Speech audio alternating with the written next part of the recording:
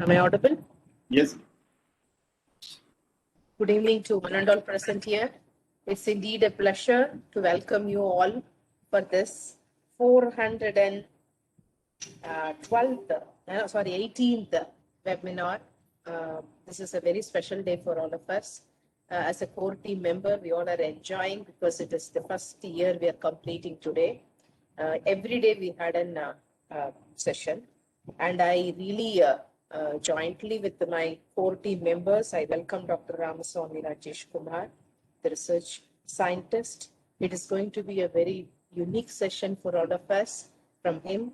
And I welcome on behalf of the Department of Psychology, American College, Madurai, and also the entire associates, Madras School of Social Work, Madras, Yellow Pond Counseling Center, Madurai, Red Pond Counseling Center, Madurai, and also MS Chalamuthu Rehabilitation Trust from Madurai, and the Psycho-Oncology Association, Turkey. And we're really happy to have you, Dr. Ramaswamy, today. And also all the core team members who have joined today and who have been with us for the entire year, tirelessly working for this particular, mission. And I am really thankful for them. And all the participants who have been traveling with us from April onwards, and a few of them joined in between, but we're really happy to have them. They are the pillars to keep us going. Thank you, and over to you, Suresh. Thank you, Dr. Subhasriman, for welcoming today's guest for our webinar session. I would like to make few comments today's webinar session. And this is an initiative we made on April 14th, 2020. And today is an 1 year mark, 365th webinar session. It is a milestone session for the initiative we made. As I said, many of the time in the webinar session that we never had any kind of idea that we are going to have these many webinar sessions. And I think with the support of like-minded people and unconditional support from the resource person and participant, we are here with the 365th day of webinar session. And I hope from tomorrow onwards, we will get a free. We don't want to continue the daily webinar sessions. It may be in a monthly once or a monthly twice, not more than that. So this is the decision we made, and we are going to take few more sessions. And I would like to, the first person who given that academic excellence for our mental health webinar series is Dr. Rajesh Kumar. So I'd like to show that the award I received from him. So this was the one I received, the first one.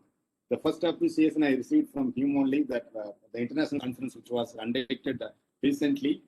And later we received few more appreciations also. And I record my sincere gratitude to the resource person.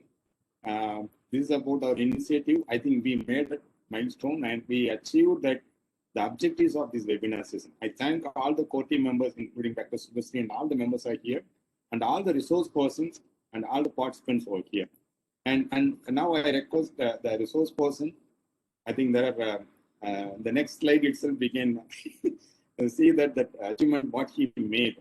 In the next project, I think we may include him as an advisor for us. The next project we are going to take up. Sir, over to you. Rajesh, sir.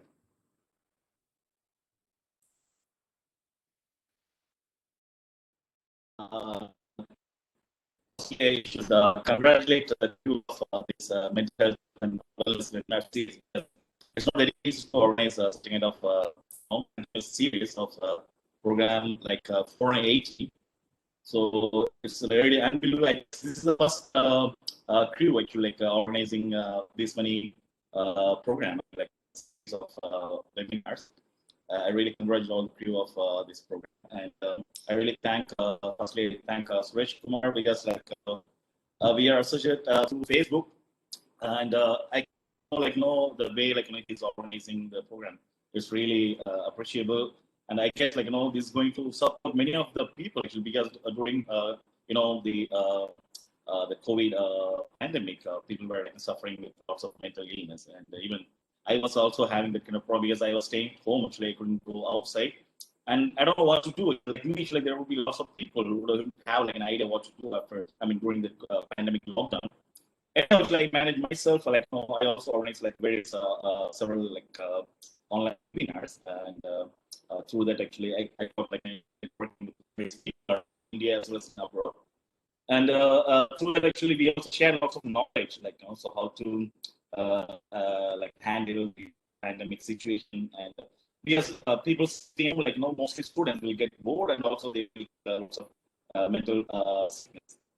And more to like because we should not like leave them just like that, and or they not they not what's happening or research and what's happening. So this one in the last 1 year, we can opportunity for everyone to like try to use this like internet platform and share knowledge, also information about like what's happening around the world. And it's very like really appreciative of this mental health and wellness series. And yeah, so I would like to start with my presentation. Obviously, like zero disease, lots of things about wellness and mental health, well-being. Comment from the, sorry for the interruption. And there's a comment from the participant that they are saying the voice is breaking. Maybe network. Yes, doctor. At the moment, then I need to. Yeah, just a moment. Give me a moment. Okay.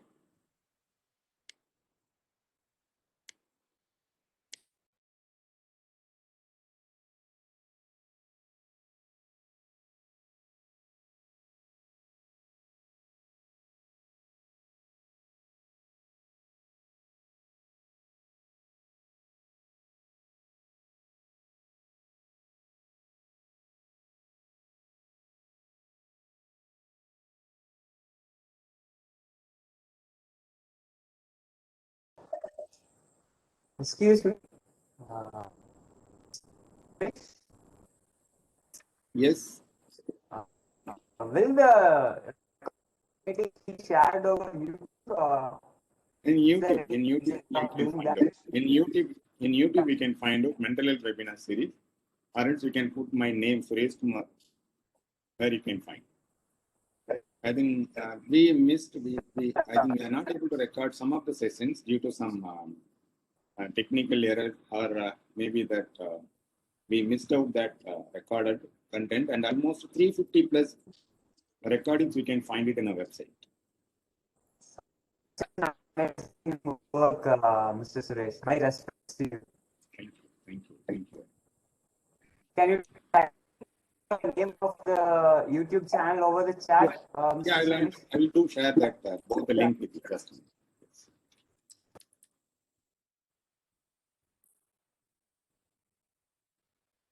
Subha ma'am. Yes, Suresh. Yes, you can say about that the travel we made in this webinar series. Okay. Yes. We had a very tough experience in the webinar series. I really wonder how can we actually tie up with so many resource people. And there were people from each one was bringing a beautiful and expertise in their field were being filled in the webinar series. We were educated very much and we were being learning every day because the topics were very unique and we have covered the entire spectrum, I should say. And in psychology, we have thoroughly covered many of the basic aspects, and as well as it is a ocean yet to discover many. But we have been very fortunate to have such a wonderful resource people throughout our webinar series, and we had people from North India, people from actually international speakers were there with us, and we had it. It has become international affair when we have been having people from I think Turkey and also from Russia, and we had people from US, UK. So we were having a spellbound response for all the webinar series and sessions. And I should see that the participants, some of them are been traveling right from the day one. And some of them couldn't follow us because it is 365 everyday affair is not an easy joke. And their family time and their evening professional time they have been missing. So some of them used to say that it is a wonderful treat for their intellectual. It's an intellectual feast, and they have been enjoying it a lot. So I really feel blessed to associate as a core team member into this initiative of Suresh. It is initially his brainchild and started with a great idea of, during the pandemic, we should actually do service to people, create an awareness about mental health, and also create a kind of an how positive approach could be taken, and also destigmatize the issues of mental health and approaching help. So this was our motto, and I think obviously we have achieved that also, because we ourselves get a lot of calls and inquiries, and also counseling sessions have been fixed up. And we had many people contacting and also giving feedback and mailing us for, continuously. And with this note, I really welcome back Dr. Ramaswamy Rajesh Kumar, because he is back here.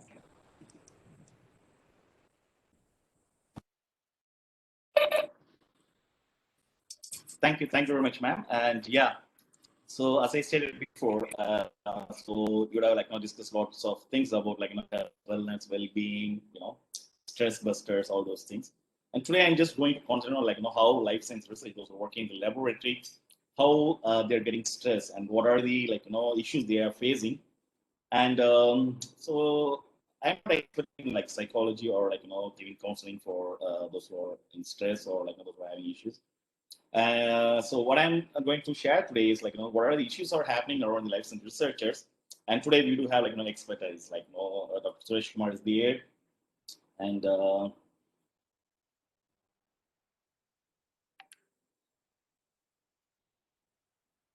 so I should not miss the name of all the crew members. Yeah, Dr. Suresh Kumar is there, and Dr. Subhashri Vanamali, she's there, and there's a beautiful stress buster, Dr. Veena is there, and Dr. Chandra Redpond, Educational Psychology Research Center, Wales, UK, and Miss Ananya Lakshmi, Assistant Professor of MSSW, and Miss Akshay Lakshmi, a scholar of Bharathiya University, and Dr. Salim Akbar, founding member of DNCCA. So here we do experts. So I'm just going to talk about the issues happening with the researchers around the world, not only in India. So I'm going to talk about the entire universe. So how they are facing issues, and what could be done. Probably these experts, actually those who are sitting along with us in front of our computer, probably they can give solutions and they can give some ideas.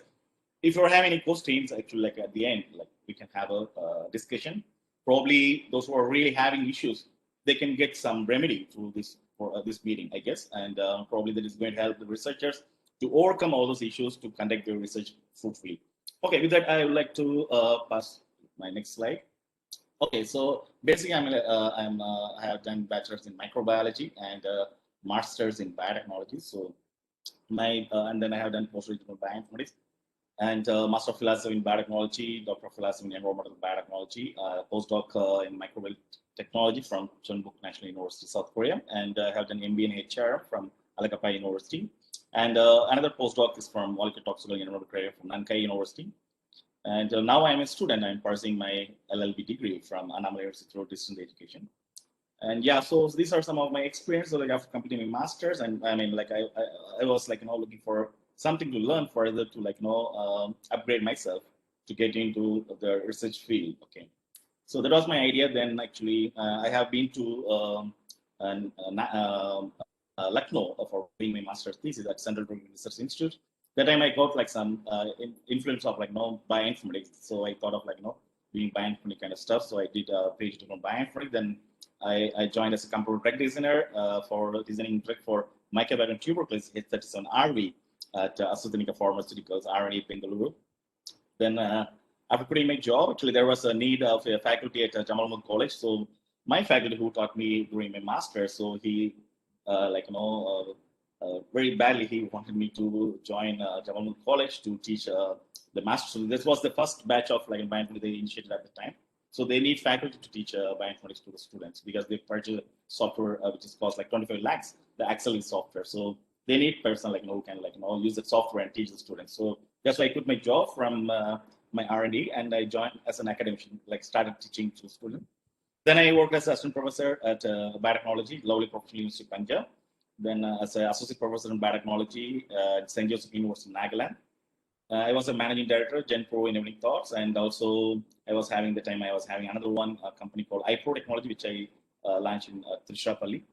Then I really want to get back to my research field, so I joined as a JRF, Bharatdasan University, in a life science research board, defense DRDO funded project. Then I got a UGC JRF. Then I was continuing my PhD in that. Actually, I did it in metagenomics. And then I started my journals because I want to give opportunity for the students who could publish their papers and they don't have money.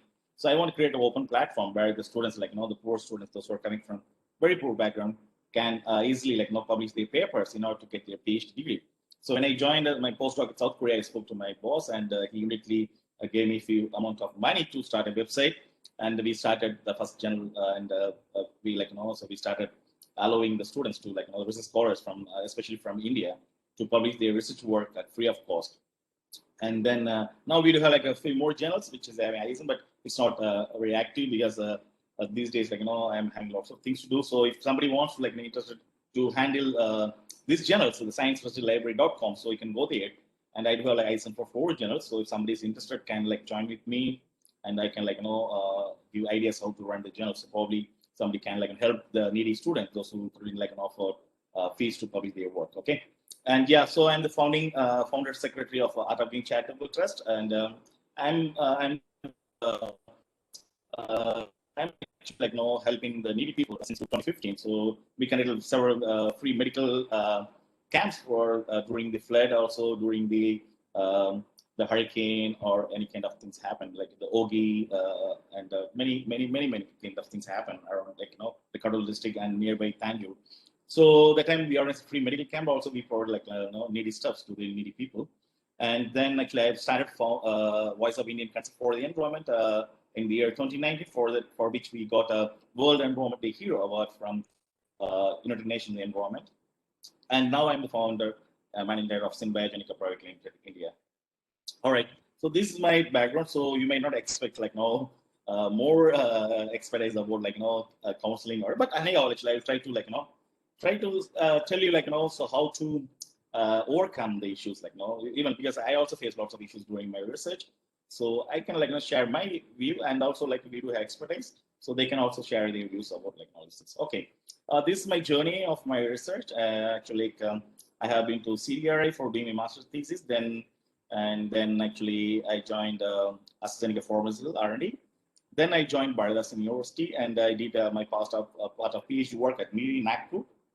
Then after completion of my PhD, after submission of my PhD thesis, then I got my postdoc at South Korea.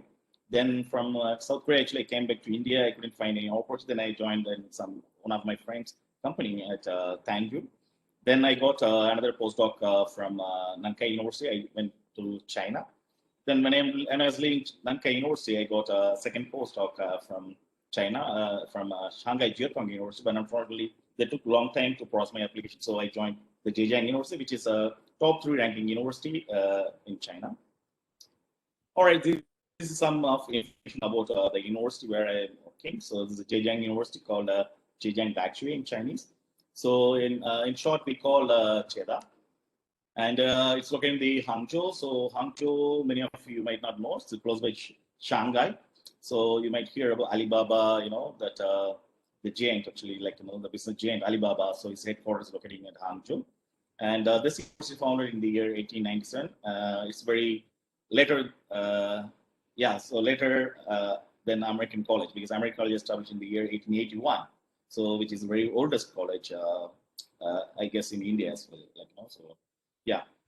So the Zhejiang University, China's very oldest university, and so we do have more than 37 colleges in our university, and we do have different schools, also various departments, and we do offer more than 100 undergraduate courses and 300 graduate courses. Okay, So totally we do have like more than 440 different departments. Okay. So Zhejiang University is a comprehensive research university with national and international impact. So we do have 12 academic disciplines. Why I'm sharing these disciplines? Those who really want to go for their research or pursue PhD or wants to join their masters, and there are scholarship available through Chinese government scholarship program. So you can apply it and you can easily get it, and you can join this university. Okay, so we do have agriculture, art, economics, education, engineering, history, law, literature, management, medicine, natural sciences, and philosophy. So our university ranks top 1 in 15 disciplines among these various subjects, and our university is listed in the top 100, out of 100, our university ranking 53 in the world's academic institution in 4 disciplines. Okay, so we do have 7 campuses. One is this Jijingan campus, which is the main campus where my laboratory is located, and Yishuan campus, Shishi campus, Huajuchi campus, Shijiang campus, Chogyang, and Haining International Campus, which is recently they launched. It's with very good international environment for those who coming from different parts of the world. So that is really actually I have been there once. It is really wonderful campus, and those who really want to join the university, you can try to join this university because it's the QS ranking is 53 out of 100 top universities in the world. All right. So we do have around, let's say, the university library holds a collection of more than 7.7 million volumes, and in addition, our university has 7 high-level affiliated hospitals. Recently, for this COVID, our university given lots of information and also guidelines to the entire world, how to handle the patient in the hospital, how to organize the things in the hospital. Those things our university has been shared with the world. So these are some of the other information about the university, and yeah, so in the year 2018, so we do have around 1,838 Chinese patents, and I'm talking about the old. This is the old data. Now actually the number of publications has been increased, and more than 7,000 SCA input papers is published by our university scholars, and yeah, so this is another again old one. So we do have almost around 6,000 full-time students enrolled at Zhejiang University, and 29,200 graduate students, and 10,178 PhD candidates, and 25,425 undergraduates in the 7 campuses. We do have 7 campuses in the same province, in the Zhejiang province. So yeah, so initially we do have 7,074 international students. They are studying there. So this is our university website where you can go there, and if you need any kind of help, because we do have different disciplines. If somebody wants to join our university with scholarship, so I can support you. All right, so let me start this presentation with Thirukkural, and I hope everyone knows about Thirukkural and Thiruvalluvar, and this is about learning, and yeah, so we do have the Thirukkural has more than Thirukkural has around 1,338 30 couplets. So from that, actually, I have chosen this couplet numbering 399. So that means Thamin Puruvadu Ulagin, Purakandu Kamurvat Katrindar. Tham Inburu Karaman Kalvial, Ulagam Inburu Kandu, Katrinda Aringan Menmelum, a Kalvi Virunduvar. So the couplet means that the learn will long for more learning when they see that while it gives pleasure to themselves, the world also derives pleasure from it. So the way you learn, actually, so the way you learn can help other people to get it from you. Okay, so learning is a lifelong process. It's not so you just come to the masters, your education is over. It's not like that. Learning is a lifelong process. There's no age limit for learning anything. So how the way you learn and how you supporting the society, that is going to help the future generation to come up in their life and also in the career. Okay, so this is what the couplet states.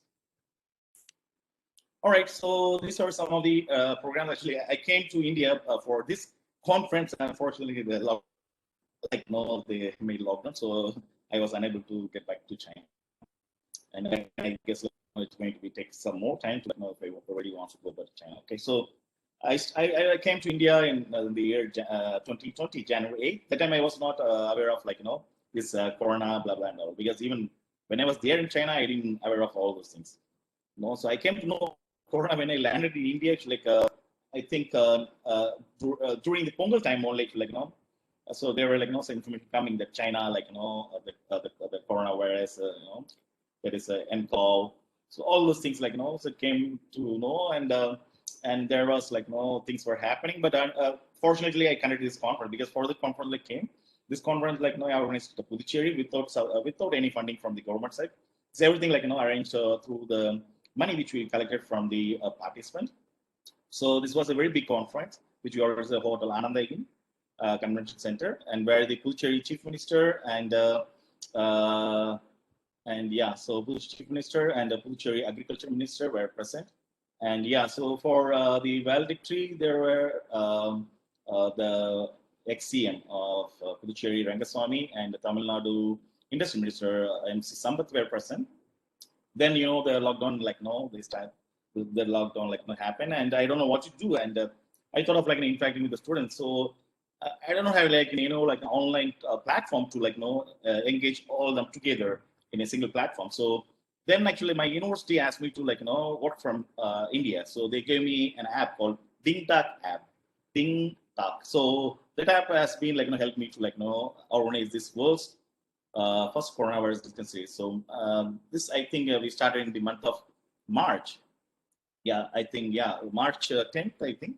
So we started this world's first coronavirus distance series, and from then actually there was continuous program. Actually, there were many experts from abroad. Actually, those who technically sound about coronavirus, and not only about the coronavirus, also those who are into finance and also from other field, they also joined together, and this program went well. Then there were other programs to various universities, Meerut, and along with Swami Soropananda Saraswati Mahavidyalaya Chhattisgarh, and a series of international faculty development program and World Enrollment Day program, and yeah, so several course on industrial corporates and international virtual conference, engineering, medical, biomedical, international virtual. So these are the things we organized during this development period. Okay. All right, so here we go with our present scenario of our research, especially research in science. Okay. So this is a ranking of 2020 by CWTS Leiden ranking. So you might aware of NRF ranking in India. So this is actually from past 4 or 5 years, I guess. The government of India, they wants to bring up academia and research to compete with the international universities. Okay, because in China actually there are don't think that I'm comparing China. So because the comparison is more important. Being a researcher, I need to compare all with the facts. Okay, so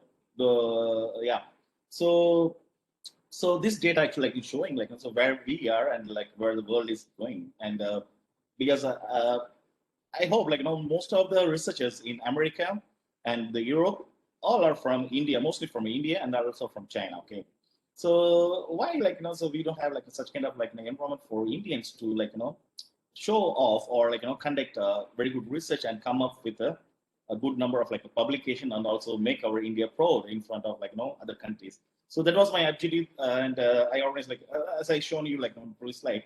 So that's the idea actually. I want to make aware of students to help them also make them aware what's happening around, how can they learn things.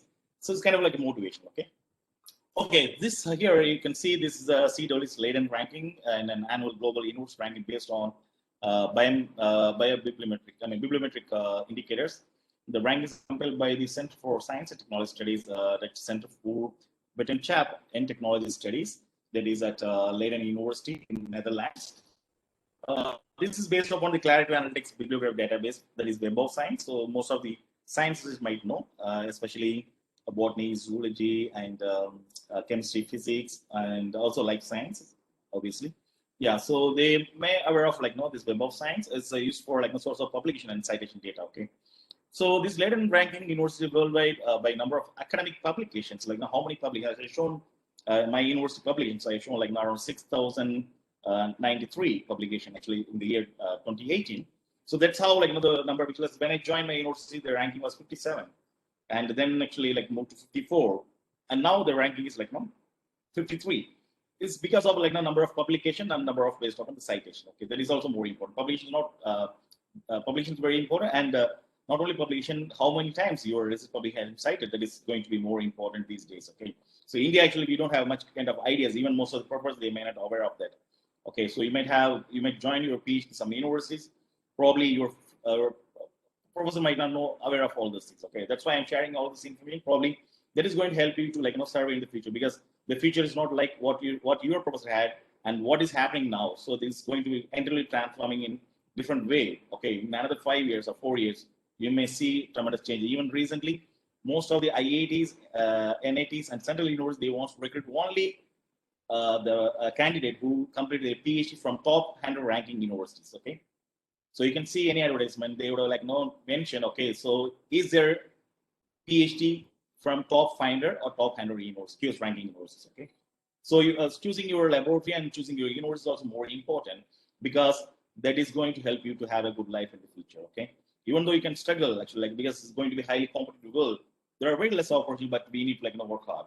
So working hard is not that easy, because working hard in a good environment is fine, but in a bad environment always leads to stress. Okay, that's what we are going to discuss in further slides. Okay, all right. So here I am going to show a simple comparison. Okay, so here you can see here in the all science subject. Okay, Harvard University, USA. Actually, this is the number of publication. Okay, 3,722, and the top, that is about 10%, is like 7,268, and so the top rank 1. Okay, and you can see Shanghai Jiatong University. Probably when you read the UGC regulations, several regulations actually formed by Shanghai Jiatong University, which is followed by UGC as well. If you go through the UGC, any kind of regulation, you can you can put Control F and type Shanghai Jiatong University. You'll find, because Shanghai Jiatong University is also having a kind of a regulatory of choosing the subjects, also giving regulations to the universities. Yeah. So, and third is Zhejiang University. You can see here Zhejiang University ranking 3. Okay. And yeah, so now we can move to life and earth sciences again. So University of Sao Paulo from Brazil, actually having the ranking 1, and next to that university, Zhejiang University, my universities, which is ranking 2. And yeah, so and physical science and engineering, again, you can see here, the Tsinghua University is a very famous university in China, like Peking University. And then after that, actually, since it's right, physical science and engineering, Department of Technology, it's a very famous, it's HIT, we call it HIT. So which is very top university in China. So that ranks 2. And after that, actually, my university ranking 3, Zhejiang University. Okay. So if you go to this website and you can choose the subject, you will find. So what we call here in India, actually, we call this university very top, the Indian Institute of Science and IIT Kharagpur. So probably we say, actually, I'm IIT Port. Okay. So yeah, so here you can see IIT Mumbai, IIT Madras, and this IIT Bombay. Okay. So you can see the ranking of this university in case of publication. See here. So what lacks actually, so that's going to be that is going to be addressed in a few years, because government of India is taking very serious action of appointing professors, also developing infrastructure. That is going to happen soon in India. Okay, so see, IAS ranking 255, where the Chinese universities and other universities ranking 3. So almost they are in the top 5, and also Peking University top 10 actually, almost and no institute actually, even we are not in top 100 university in public. See, we are IAS is in 255, IIT Kharagpur in 270, IIT Madras in 329, and IIT Bombay in 339. So what's wrong actually? Because it's almost the researchers or faculty working in Harvard University or Shanghai Jiatong University or these universities, okay, maybe from India, but why Indian universities not getting that kind of opportunity for the scholars to flourish in India and making India proud. Okay, so let's go to this one actually. So first we need to know about research. So research is rational thinking, expert treatment, search for solution. Okay, so should be give the exact data, whatever it is. Okay, because that should not be interfere with the government or with anyone. It's it should be independent. Research should be independent. Government should not give instruction, okay, you should not publish blah blah, and also you should modify, you should put data. It's not like that. Okay, the research should be given in the exact information what you got from your work. Okay, and yeah, so the research should have analytical skills with adequate data, and should keep a good relationship with their colleagues, also with other persons in different interdisciplinary research area. Okay, and yeah, so and also the research should be critical observation So the observation must be like, with the careful recording of like whatever data they're getting from the research work. And yeah, so finally the hard work. That is going to be a very difficult task for like, especially for the scholars who's not having like, proper infrastructure or not having proper like, guidance from the supervisor. Okay. So these things like make a proper research. All right. So today our topic is about like, wellness, well-being. Okay. So you might know about this World Sustainable Development Goals. Okay. This is from the United Nations. And this goal should be achieved by the year 2030, or it can be like further, it's 1 or 2 years. But anyhow, like we need to achieve this objective of like United Nations. Not only United Nations, every country has been accepted to like fulfill these 17 goals by the year 2030. That means in another 10 years. So one of the United Nations sustainable goals is like good health and well-being. So this is more important. Okay. So today we are going to talk about like good health and well-being of life science researchers. So with the support of like experts those who are sitting here. All right. So many of us like we think research just like football court, okay, or the athlete court, okay. So you start somewhere, and and you end up somewhere, okay, or you can make as a marathon. So it's not like that actually. Research is not like that actually, because many of the research they think they will get they just want to get the PhD. If you just want to get the PhD, please don't do research. Research is not like that. You are going to spoil yourself, also the society. Research is like a maze, okay. So many of I have seen actually many of us like think just do the research, okay, get published and get their PhD. They don't want like to do further thing. They just want to get a job in some college or university. And what happens? They are going to spend at least like 20 or 30 years in the college or university, and they are going to like spoil the student's life. Okay, that means 30 different batches. That means like around like 30 different batches. I mean, just imagine. Okay, so every batch must be having 20 or 30 students. So all students' life will be like wasted. Okay, so research. I mean, I am talking in particular about like life science research. Okay, so I don't know about like other research like so other humanities or arts or like contemporary research. Okay, I'm just talking about life science. Okay, like biomedical, microbiology, biotechnology, botany, zoology, like so or animal science. Okay, so you can consider all life science courses. Okay, so these research are like maze. So I call this a maze. Okay, it's not that easy to like so if you really want to get into this, and you probably know actually how to get out. Okay, so this ending is not your PhD period. This is your lifelong period. Okay, so this is your lifelong period. So you should know how to like get in, like how to play with this, and like so there are a lot of paths are there, and you need to know like which is going to be good path for you, like what is going to be your research area, and how you are going to be successful, and how you are making your students or your research scholars to be successful. Okay, not just because of like you just complete PhD and you want to get a job. It's not like that. Okay, so research is a passion, and you need to like not only your job actually that is going to help the country to like boom up, and it's going to like make our India to be great. Okay, that should be an idea of like any faculty or who are like wants to join a research into research or into teaching. Okay, so with that actually like now I'm going to next slide.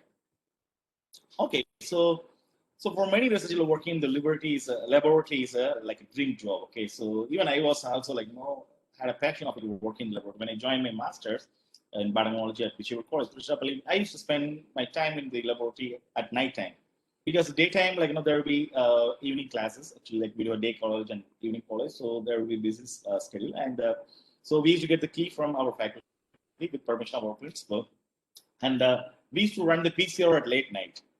And we used to keep the lab attendant. He used to like make tea or whatever we need, and we used to like spend time in the laboratory, because nobody was like, I mean, like faculty would like teach us during the like laboratory practicals. Okay, after that, if you really want to like learn about that, my faculty is really like helping them, and they help to learn, and also like allowed us to like use the instrument, because many of the laboratories in the colleges, the PCR machine would be sleeping. That is just wants to like show this is PCR machine. That's it. Okay, they never let the students touch or even allow them to operate. Okay, that is really bad. So yeah, biotechnology or life science researchers should try to like learn how the PCR machine is working, because that is going to help them to like pursue research further. So instruments are not only for like it's not a zoo, just see. Okay, it's not like that. instruments actually in the laboratory or should be used by the research scholars. I mean, especially for master students as well. Okay, not only the research scholars, even the master level students should learn all the techniques. Not only techniques, should also know how to handle the instrument while they are doing the masters. Okay. Okay. So, and they put large amounts of time and patience into the research. That's what I told you. Okay. So, however, they can also be quite high stress environment, because the reason is, so it's not like everybody environment is not same. Somebody environment, as I told you, like my environment, actually, when I was doing my masters, like my faculty helped me to use the instrument. Not only taught us, also allows us to use the machine, and also all the instruments already. Because PC machine is an expensive machine in the laboratory at the time. Now actually they have various other instruments. They have particularly HPLC, GCMS. Okay, so all these instruments are right. But that time actually we are second batch of the biotechnology. PCR was very new to us, and even our senior actually, those who are in the first batch of biotechnology wouldn't use the PCR, but we started using that. So why I'm saying this means, so everybody in environment is same. Everybody's a situation not, so the situation may vary, but always when you don't have proper kind of things, there will be stress. Okay, especially when there's a lot of competition between teams, or you are working on a particularly important project. Obviously, so country like South Korea, where I have been, and actually in China, actually the faculty will be having lots of competition. Not only the faculties, even these researchers. Research means master student. In India, actually, master means just write the exams, get your degree, okay, get out of the college or university. In China, it's not actually. You need to spend time in the laboratory. Actually, when you join your masters, you need to choose the professor whom you want to do your master thesis work. Likewise in South Korea, likewise in Japan, I guess in America as well. Okay, so only in India actually we don't have such things. The master graduate should publish one research paper. Also, or actually it depends upon the research supervisor. Maybe he will be asking or she will be asking to publish 2 research papers. Then only the student will get graduated. In China, in Korea, in America as well. Okay, it depends upon the supervisor requirement. But in India, it's not like that. Okay, just get your degree. Okay, get out of the college. We just try to find a way yourself. Okay, this is what happened in India, which is really, which is not really good for the student's life, for the student, and also for the parent, because for learning life science, it's not that easy. Because I know the fees of, the fees of the master students or bachelor students for life science, especially biotechnology, microbiology, it's really expensive than any other course. Okay, so what happens finally, when you get out of the college, when you don't know how to research, that's going to lead to stressful work environment that begins with the impact of your work-life balance or even your health. Okay, there's obviously when you don't learn. That's why I told you actually when you're in the masters, the faculties should teach you to learn all the things. When you don't learn and you enter the research field or research laboratory, you obviously will get stress, and the stress will lead to your poor health. Okay. So overall, work pressure, discrimination, widespread bullying, and harassments are contributing to shocking levels of stress and mental health problem among scientists. Scientists means you can consider the researchers, according to a major survey into research culture. Okay, so there's a, Nature, they published 2 different data in the year 2019 as well as 2020, which I'm going to share now. So what are the issues happening with the scientists or researchers around the world? Okay. Okay, this is a paper which actually made me to when Dr. Suresh, he was asking to give me a presentation, and I really wants to know. The time actually I got my marriage. This paper I read somewhere actually so last year, and I thought actually why should not I talk about this area? So that's why I choose this area. So this was published in Nature in January 2020 by Alison Abbott. So this is about stress, anxiety, harassment. A huge survey reveals pressure of scientists working lives. Okay, this is a global study, highlights long hours, poor job, security, and mental health struggles. Okay, so this paper actually dealing lots of information. Probably, so if you know down actually, because when you know all these things, then you try to overcome. Okay, when you don't know anything, then you don't know the problem. You cannot So if you want to jump into the sea, you should know there will be shark, there will be whale. Okay. So then only you can prepare yourself when you get into the research. Okay, if you don't know, then probably you'll be stuck and nobody's going to help you. So you'll be attacked by shark, you will be attacked by whale, or sometimes you you will get into the water yourself. Okay. All right. So this survey actually made the survey was made with more than 4,000 scientists, and they have given their information about what is their work, and and they also give how it's highly competitive, because these days the life is not very easy, because after post-COVID you're going to witness already during COVID actually many of research faculties and many of in other field as well they lost their job because of they don't need much people. Now everybody started working from home, so one person can do lots of work, but in future it's also going to be that competitive. Okay, so you may not think you may think actually India actually okay, this is okay, India pe chalega. So many of actually even actually I hear from it. So this is not actually in India. Actually, it's not going to be like this actually in a few years. So you'll be going to witness, because many of those who are being abroad actually they're going to come back to India, and they are going to take your job. I mean Indians. I'm talking about the Indians, because they have experience and they know actually how to work in a stressful environment. They know how to do the things. Okay, and India need a person who can be progressive, who can show progress in their work. Also wants to India to be great. Okay, this is what the objective of the present government has also been going to be in the future. Okay, so everything is going to be transformed in very soon. So everything I'm telling you. Okay, not only education. I'm talking about the infrastructure, research, everything going to be transformed in few years. So be prepared to get into that kind of tsunami. Okay, tsunami is going to come soon. So you may not aware. Okay, when it's going to come. That time you might okay, I didn't know about tsunami. Yeah, it will come, but tsunami means not that tsunami. I'm talking about the changes. Okay, so be prepared. Okay, so that's why actually this is going to be very informative program, and at last you can post your questions. Probably we can try to answer you to overcome how to make yourself prepare for that kind of how to, because when you're having a tsunami you will be lots of stress, right? You will get afraid. Okay, then you need to, we'll tell you, okay, so when it comes you should do this, you can handle this way. Okay, you should that kind of things. Okay, so around 80% of this from the survey, 80% of the survey person mostly academic researchers in United Kingdom, and they believe that competition had fostered mean or aggressive working condition. Okay, so that is a tough working condition actually. In if you want to work in UK, it's not that easy. So they need to achieve, they have 5 kind of tasks they are having. Not only research, not only in education, they should also be socially responsible. They need to work with some corporate. Actually, they should have a good funding support. Okay, these 5 tasks they have big tasks for any researchers in UK. Okay, it's not that easy like in India. In India, actually just get your PhD, pay 30 lakhs, get into the university. Okay, you can go at any time, and students might be sitting in their classroom. Okay, you don't want to address them. They will learn themselves. Okay, they will learn themselves, and you just give them scores, give the degree, they will leave. So this kind of environment recently I have witnessed in many places, and the students are not that much good actually. They should learn things, and faculty should come forward. Okay, or it's there is going to be more in future. There's going to be more aggressive working condition like in the UK, like in the USA. Okay, we Indians should prepare for that. Okay, and half describe struggles with depression or anxiety. Reason is anxiety because of you don't know anything. Okay, when you not learn from your professor, when professor not taught you, when you don't know anything, when you want to get into job, obviously if you don't know, then obviously you'll get into stress, and obviously you'll have anxiety. Okay, then you'll get into depression. Okay, so that way you are going to be in future we need more Dr. Suresh Kumar, we need more Dr. Veena. There will be lots of people will I actually I thought I will discuss at the last actually why we need these people actually, even the, especially in life science research field. I will discuss that at the end of my presentation.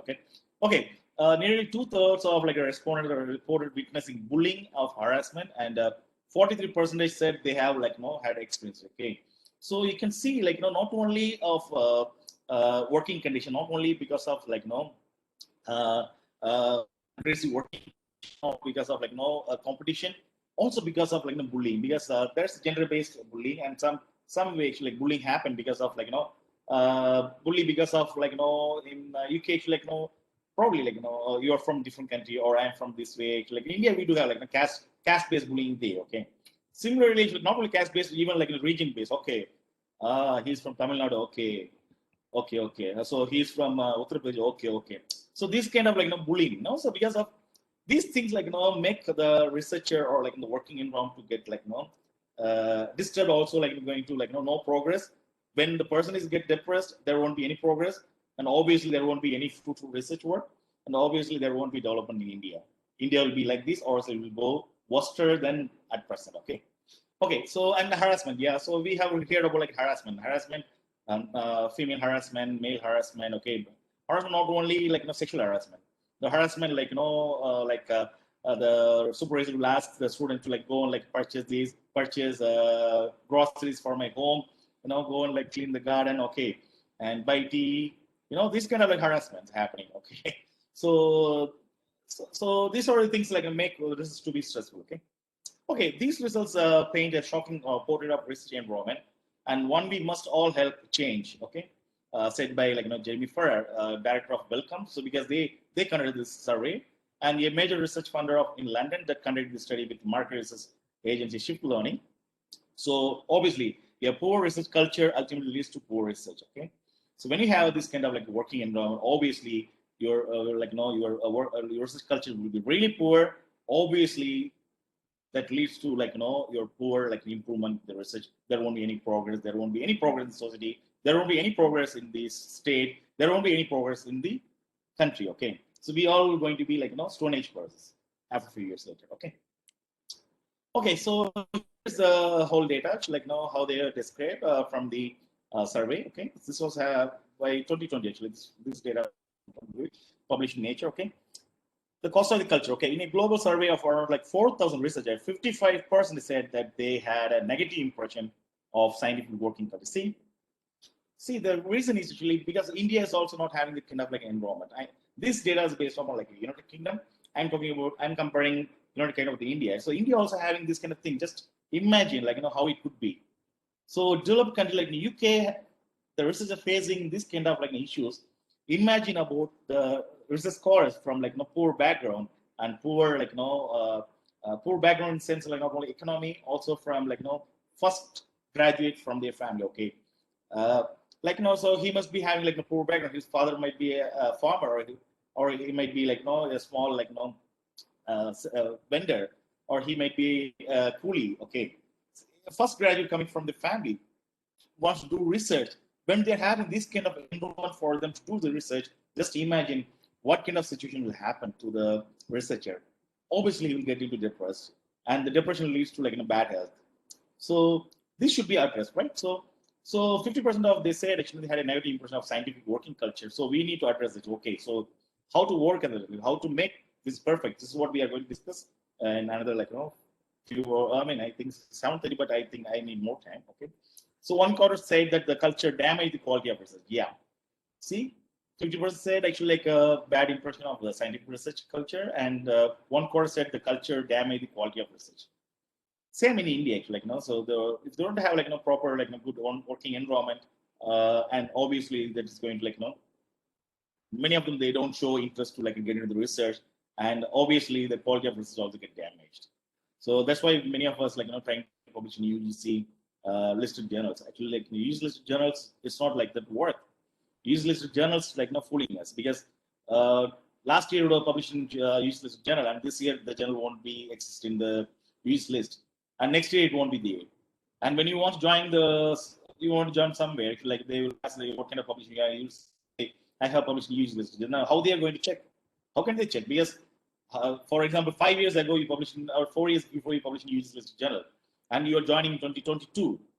And do they keep the data of like the interior keeping the data of like the 2017 UGC listed journal list to like check whether you published in UGC listed journal? It's really fooling us. Trying to publish only in the SCI or SCIE journals.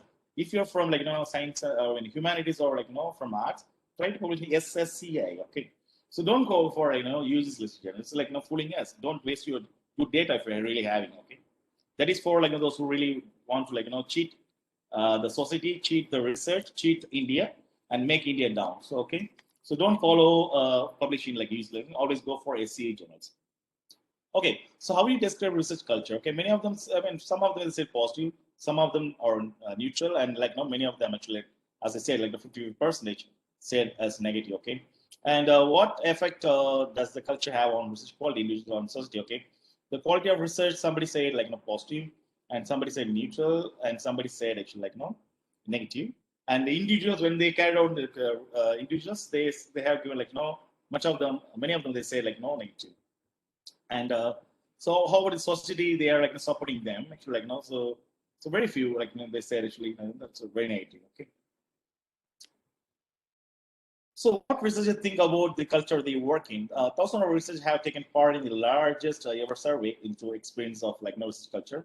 The results show it's time for change. Okay, so we need to change the things, or else that is going to destroy our Indian research community, also destroy our nation. Okay, so everyone in the research community can help to reimagine research. Okay, so this is how like we can like take help of like psychologists or psychiatry, also like with the expertise from like various fields to sit together and like frame something to like overcome these issues and like make a good environment for the future generation or like researchers to like make their research in a good way, good peacefully, and like come up with a good publication to make our India great. Okay, so who I mean like so this is about like the perspective on and experience of research culture based on a survey of more than 4,000 researchers in the UK and also like not only UK, also globally, and nearly 100 in-depth interviews. So they have gone in not only taking just a survey, like they have gone in depth in interview, okay, like going in person to take like personal interview with them. So those information is like who this for is like for researchers, research leaders, and funders and policymakers, because these four people are in a key role in a research. Okay, because in India we do have funding agency like DBT, DST, and various other like funding agencies. But in UK, actually, like the funding will come from different like agents, like not government, from private agents, like Welcome Trust, and there are different like organizations. Like organization means like companies. Okay, they used to fund for the project. Okay, I mean they just they don't only do the research just publish. They always like come with some product or come with a patent, so which is going to help their nation to like grow up. But in India, we just like use our data as trash and like we throw it like some like page and it's like you just okay. Okay, so the key findings of the research like researchers are passionate. Okay, most of these are actually obviously in India also. Most of these are passionate. That's why actually they couldn't. They want to do something for India, but unfortunately they don't have a good environment to like work in India. So that's why they are leaving India and going abroad, and they are doing the research. Okay. So many researchers are passionate and proud about their work, but have concern about job security. That's the problem in India actually. So even many of the researchers, those who have after completion of their PhD in India, and even like doing their PhD, they don't have like proper like funding support. Even like so you can, those who qualify to UGC and join some project, they don't get like this fellowship in time. They don't get the funding and projects like proper like money at the time. Think about their like life, how it would be. They can't pay their like tuition fees. They can't pay their hostel fees. They can't pay their for food. So how can they do research peacefully?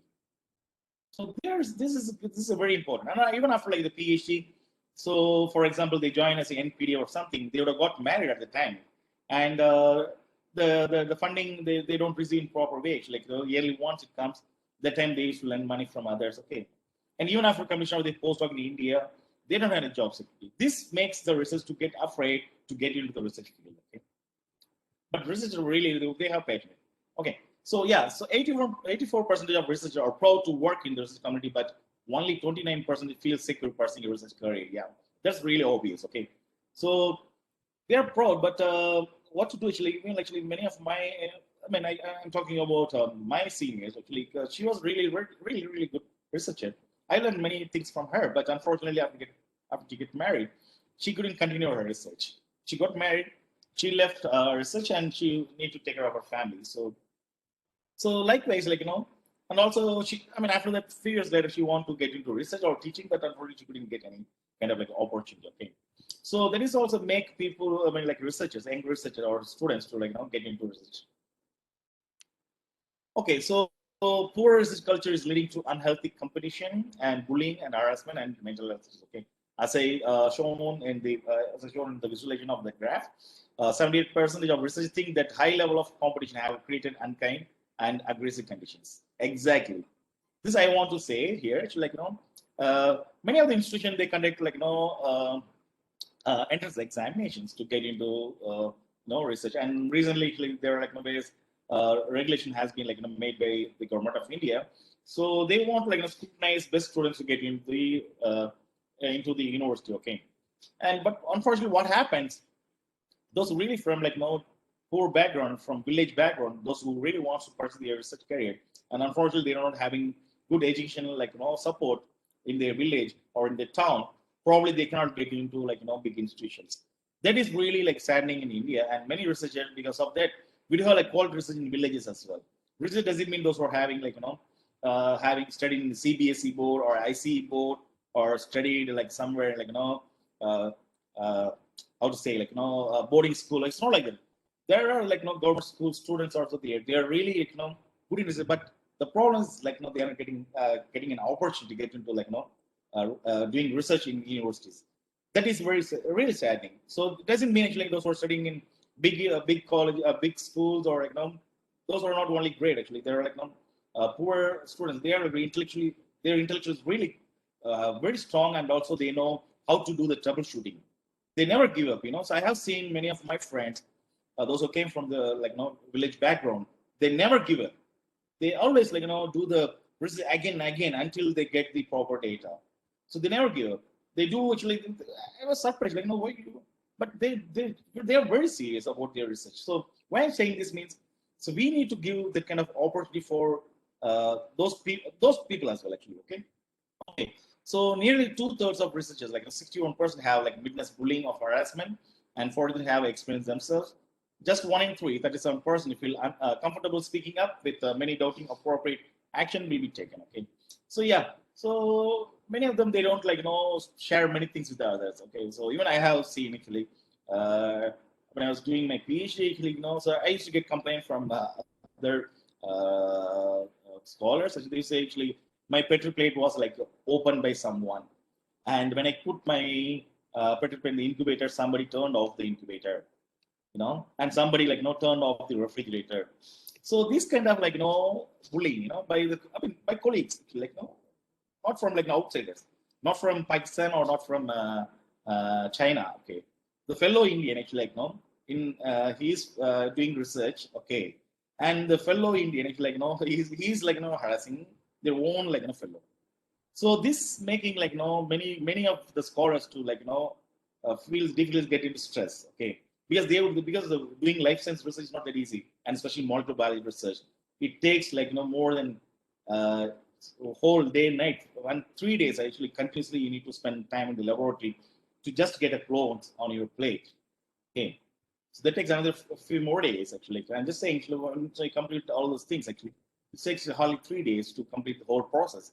Until you don't get proper DNA with you, actually, you need to complete the process again and again. When this kind of a problem created by your own fellow from your own institution, from your own country, so this kind of harassment or bullying happen with the scholars makes them to get into stress. Okay, that should be I'm free of them. They're coming up talking about all this. Many of them they don't want create unnecessary problem. They just say okay, so I will try to make some way actually. So they anyhow they're managing somewhere, somebody coming up. But these days youngsters are very strong. They just go on blast like anything. So I really appreciate those who really not only doing research, those who really wants to transform their working environment in a good way. Actually, I really appreciate those scholars who really talk for others.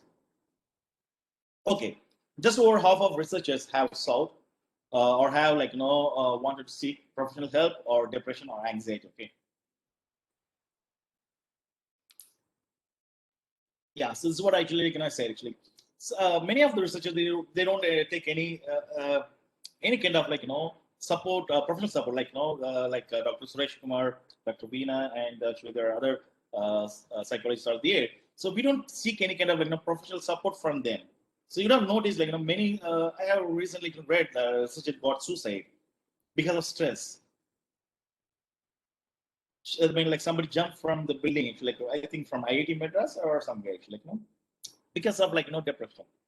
So what? So they need professional. So I think actually every institution have psychology, actually, not only arts or science plays. They should at least keep 2 or 3 psychologists in every university there, every university and colleges, not only department, as a counselor, okay, for those who need really professional help, or they can go and talk to actually there should be one men and as well as women, so they can personally share their what kind of issues they are facing. Probably they can get professional support from the psychologist. Okay.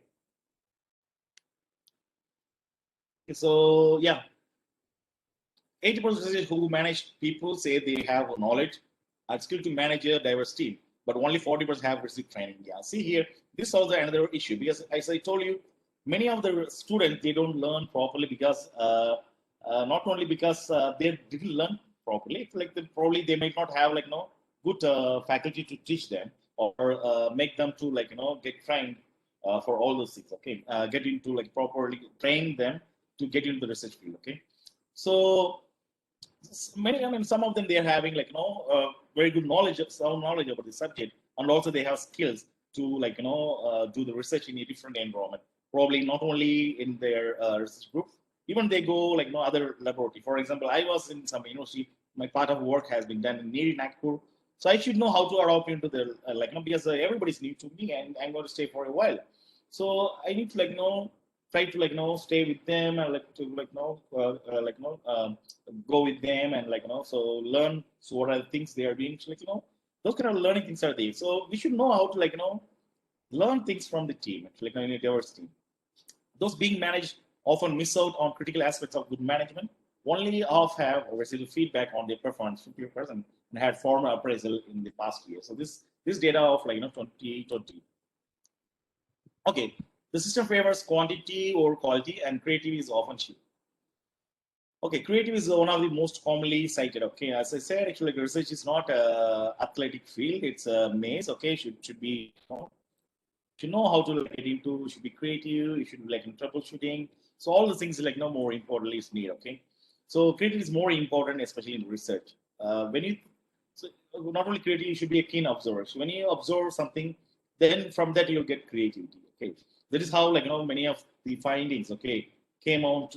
I mean, came into the world. Okay, so just because of creativity, you'll get something, but observation is more important. So what you observe from that, you'll get lots of creativity. Okay, so yeah, so but 70% believe it's currently being. The reason is many of them they don't observe. They need just a protocol. For example, I have witnessed several laboratories, and the scholar, the master graduate student, they used to come to me. They just ask the protocol. Just give me the protocol. I ask, first learn this. So you should know what is what actually, why the chemical has been used in this, and what is the function of this chemical in this protocol. They don't want to know all those things. They just usually I will do. They just go repeatedly, though they do mistakes sometimes because they didn't know actually what is the reason actually their problem occurred. When they know the function of all the chemicals, probably they know what would have been the issue of not getting the proper data. When they don't know, so any person, even anyone, give the protocol, put 0.1 gram of this, 0.3 gram of this, probably they will do it, they will put it, okay? But you should know why we are adding 0.3 gram and why we are adding this chemical. These things should be properly learned. Actually, that knowledge should everybody should have before getting into research. If you don't get into learn these things, then probably you will be into stress, and the stress leads to unhealthy. All right. So these are some of the other things we need to think. Okay, so yeah, so at the conclusion of this part, actually 2020 research paper, these results paint a shocking portrait of the research environment, and one we must all help change. The pressure of working in research must be recognized and acted upon by all, from funders to leaders of research and heads of universities and institutions. As a funder, we understand that our own approach has played a role. We are committed to changing this to foster a creative, supportive, and inclusive research environment.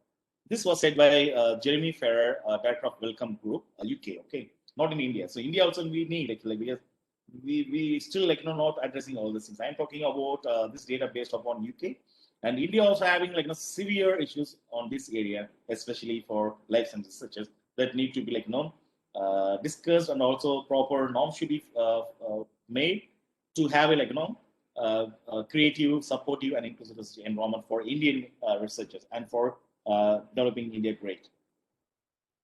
Okay, so nearly 2/3 of scientists who took part had witnessed bullying harassment, with many believing it has become culture systemic in science. Yeah, they feel like, it became very. I have witnessed that. Like, even like a big professor also, he says, he's nothing. He joined later me, but he's like, that blah blah blah. So the problem is like, he's doing good actually. The other professor is doing good, but the other professor like used to like, say he's just like that. He's just doing it. You don't know anything. Yeah. So this kind of like things are happening. Okay, and especially for the I mean like so I should not say disabled, and I should like uh, um, physically challenged, or we can say physically able. Okay, differently able. Okay, the right word is differently able, and the differently able people also not having like proper support actually, because many of the institutions we don't have like proper regulation like at abroad. Actually, in South Korea I noticed, and in China I noticed most of the laboratories having the stair actually instead of staircases they used to have like kind of slope actually where they can easily like the physically challenged or like differently able person can like get into their laboratory, but in India we have. That's why in many of because differently able people are actually mentally strong. Actually, they have lots of creativity. They can do like wonderful things.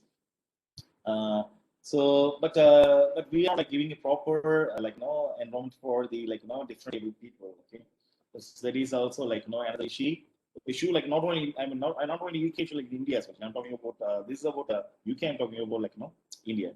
Also, they are also facing like kind of bullying because they actually say actually yeah, so you're physically challenged or like you're disabled, how can you do that, blah blah. It's like that kind of like discrimination also there. So probably that's why like many of the differently able people are not like coming into research. Okay, so we need to give them as an opportunity to like get into research field. All right, okay.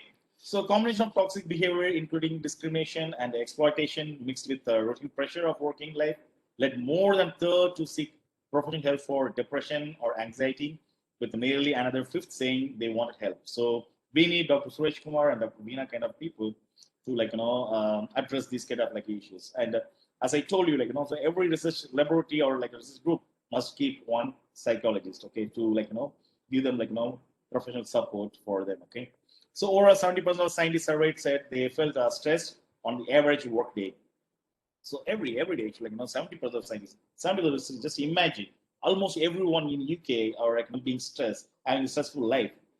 Just imagine how it's going to affect not only their family, even their he might be having a good knowledge or creativity. He can be very progressive, but because of this kind of tough working environment, make him to be stressful. Okay, all right. So these are some of the published data from the Guardian. Okay, in the science lab, some bullies can thrive unchecked for decades. Okay, bullying claims suggest a scientist's life is at odds with the professional noble ideas. See, as I told you, even the scientist might be having noble ideas, but because of stressful research environment, probably he cannot cope with the develop something. Okay, so these kind of things are happening, and again here of Cambridge University staff have experienced bullying. So this is again from there. Actually, surveys about the union's claims of cultural bullying and harassments in the institution. So these things are happening in the research institution. So I'm talking about UK. So you just imagine in India. Okay, so India we might have lots of things happening in research institution, but we are not still addressing. And slowly, actually, somewhere actually 1 or 2 institutes are coming out. Okay. So I'm not going to talk about these things. All right, so this is about the global pattern. Okay, so this is this survey in 2019. Okay, so again, we are we have seen 2019. So our 9,000 employees of Germany's Max Planck Society. Okay, they revealed that 80% of respondents had experienced bullying. Okay, and it's the same overall pattern globally, says a chemist Ferdinand Schoot, who is the vice president of the MPs, that's Max Planck Society, and they plan to launch department in its central headquarters in Munich, aiming that improve research culture by, for instance, giving scientists training in leadership and mentorship. We know we need to provide a good working environment to be attractive to the best scientists, says Swift. Okay. So welcome again. The welcome group actually will hold a series of town hall meetings at UK universities to discuss the issues raised in the survey. Welcome now wants to extend its definition of research excellence beyond what is done and to how it is done. This it's said by Thompson. So okay, so this is what happening in the developed country, but in India actually we don't have like such kind of support from any kind of like an organization or from the government side. Okay, so in order to do all things, at least the research group, at least the researcher or the supervisor should be given proper training to keep the working environment for the researchers to do the research in a good way. Okay, so yeah, so this I was talking about this one actually, PhDs, the torture's truth. Okay, this is a nature survey of more than 6,000 graduate students reveal the turbulent nature of doctoral research. Okay, so this is again disturbing date. I mean publication information. I could say not publication, disturbing information from by Chris Woolston. It was published in Nature. Okay, so we'll go to so getting PhD is not easy. Okay, but it's fair to say that Marina Kovic had it especially hard. So we are going to talk about Marina's experience of her PhD, and yeah, she was a third-year chemistry student at the University of Novi Sad in Serbia. She started her PhD program with no funding. Okay, like in India, actually, many of the research they do, they're passionate about research, but they have zero funding to support their living in the university. Even I have witnessed when I was doing my PhD, most of my friends from different departments, they used to sleep in the laboratory because they couldn't afford hostel fees, because they don't have any fund support, research support. I mean, they don't have any funding support from the UGC, because I don't know where is this. Maybe they're not their project might not be funded with any government. So they used to sleep in the laboratory, and they used to come to our hostel to just to take shower. They may eat, or I don't know actually, because sometimes they ask me, can I have breakfast in your account? I say, okay, just have it.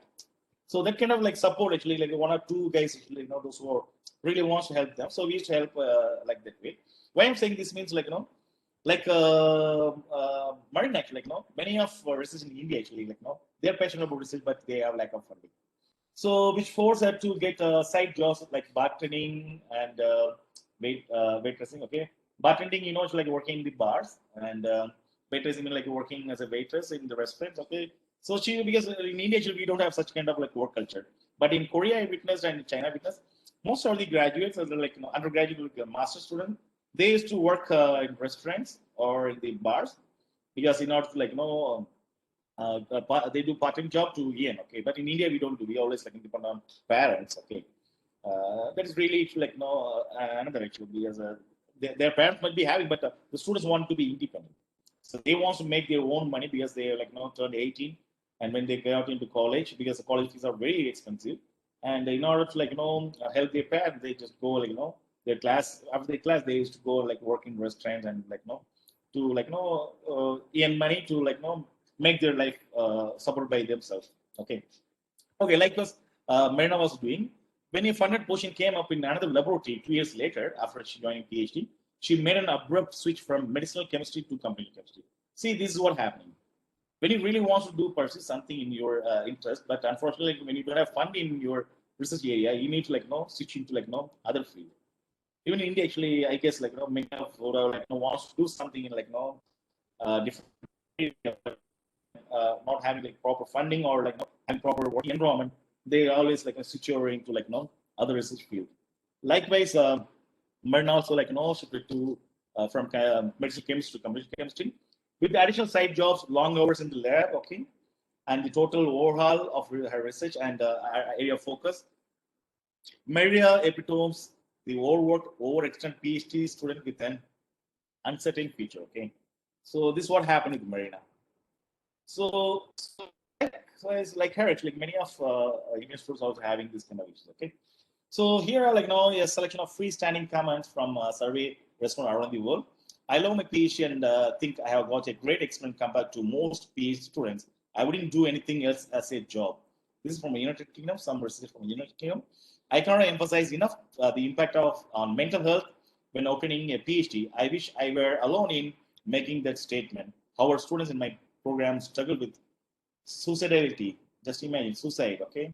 Depression and anxiety. So it's in United States. I mean, imagine it's a developed country. We call superpower.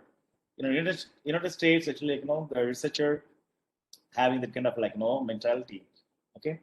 Yeah, the academic system is very traditionalist and still frequently penalizes those who lie outside the norm. So it's again from United States. I'm really happy with my PhD. Am I an outliner from Australia? I am concerned about the very competitive nature of early career scientists at some institution. People are very cutthroat rather than being supportive of colleagues. It's from United States. 99% of the time it fails, but the one time it works makes up for all of it. Exactly. So you may do the experiment 1,000 times or 100 times. So probably you'll get the data at last actually.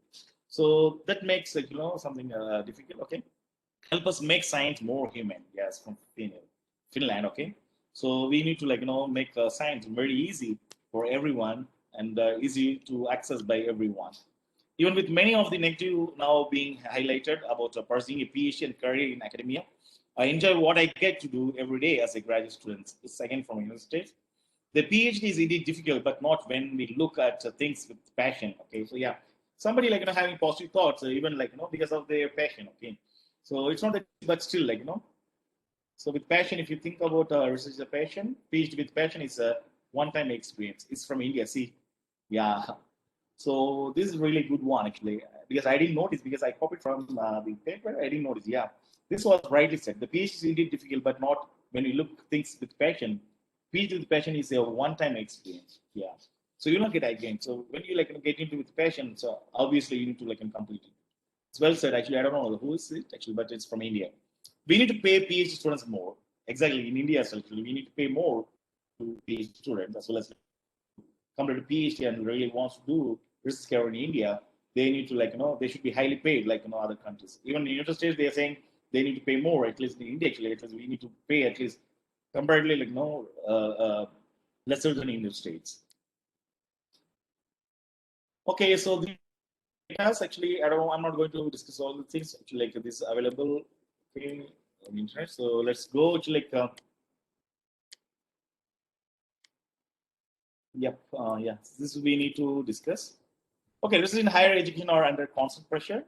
They face complex funding challenges. Okay, increasingly robust compliance rules, new institutional demands. Yeah, this is going to be happen in India. Okay, so institutional demand is going to be higher. Just you just publish somewhere. Actually, you just complete assistant professor of 8 years experience. You want to turn it associate professor, you get just like that. It's not going to happen in future. If you until you are progressive, you can get into next position, like in other countries, like in Korea and then China, because most of the recent national aging policy, is framed based upon China and South Korea, because the external minister Jay Shankar actually he was in China, also he worked in South Korea, so they sitting together and framing the new aging policy to compare to go with to meet out the challenging level of other countries. So the new aging policy in that way they made. And also recently you could have noticed for getting into undergraduate courses you need to qualify the exams. Okay, like in China as well, so if you want to get into college life, we need to qualify the exam. Even Korea as well, we cannot get into college just like this. So the new aging policy, everything is change, going to be changing in future. Okay, so institute demand and technology advance. So we need to make our into that way. Okay, they must adapt to all these developments, make their work more accessible to colleagues, and demonstrate reach to institutional decision makers, while not short changing the actual research and teaching they are doing. Okay, so the teaching is more important. Not only research, college level, the teaching is more important, and university level research is more important. So college level, 100% teaching, 80% teaching and 20% research can be accessible. When you're in the university, 80% research, 20% teaching. Because in the university, most of the master courses are now they are having master courses. Undergraduate courses mostly conducted in college levels. Okay, college level, the basics, the teachers in the college, the college, they should teach the students in a proper way. When they're getting into the university for masters, they will learn how to do research, so more about research, because the basement is more important in the undergraduates. So the colleges should teach the students in a good way. So that way, we can transform our India into a different way. All right, so just time. I'm a little bored out and do not see the benefit of continuous research just for the sake of serving in academia. Faculty staff, natural sciences, United States, and And yeah, so the statement from according to the feedback received in the survey, academic researchers face a significant challenge in finding enough time for all actors to both conduct and manage their research. So again, this is also a big problem actually. Like, even actually in China, actually, I have noticed they work day and night. They just sleep in the laboratory itself. Even in South Korea, actually, they don't go home. So the students, they used to sleep in the. Even I'm talking about undergraduates. They used to sleep on the table. They used to sit in the chair on the chair, and they used to sleep with the air. So they order food. They eat the air. They don't go home. They take shower because every floor has a shower room in Korea. In China, actually, I haven't seen, but in Korea, I have seen. Actually, they have a shower room. Also, they have like restroom. Restroom means not toilets. Just like the place. There will be some beds will be there. You can go on sleep over there for 30 minutes or 1 hour like that. But in China and must be in Japan also must be there. Okay, so they want to give that kind of environment for research to have a pleasant environment to do their research. Okay, researchers describe feeling tension not only professionally but in research, teaching, and administrative responsibility, but even in terms of inability to maintain the work-life balance. Okay, so research not only they do research, always the administrative responsibility. Actually, many faculties they don't do their administrative. They always ask their students to do research to do, filing the income tax. Okay, the faculty will be earning lakhs, the professors. Okay, and the researcher actually he'll be helping him to fill the income tax form and doing all these administrative work, writing even the research proposals. Many of the researchers they do it. So they need that is will be out of his research area, but still the professor will be asking him to write proposal. Okay, there's a call for proposal. Okay, this is the area. You read these papers and write your research proposal. So he will be having handle different work and conduct this. Even I also face. I want to share it. Even I also face this kind of things. Because nowadays actually I'm really happy. Many of the professors they allow the students to complete their PhD in 3 years. In abroad as well, actually, many of the institutions they allow the students to complete their research 2.5 years, and another 6 months they can write their thesis and their degree in 3 years. India, so many of them they are doing, but still some laboratories we need to spend more time for more years, 6-7 years. Okay, so what happens is obviously when you have stress, okay, there's be headaches, okay. When you don't have a proper research environment for life science research, okay, the constipation, diarrhea, and or irritable bowel syndrome, irritability or anger, lack of energy, fatigue, or difficulty in concentrating,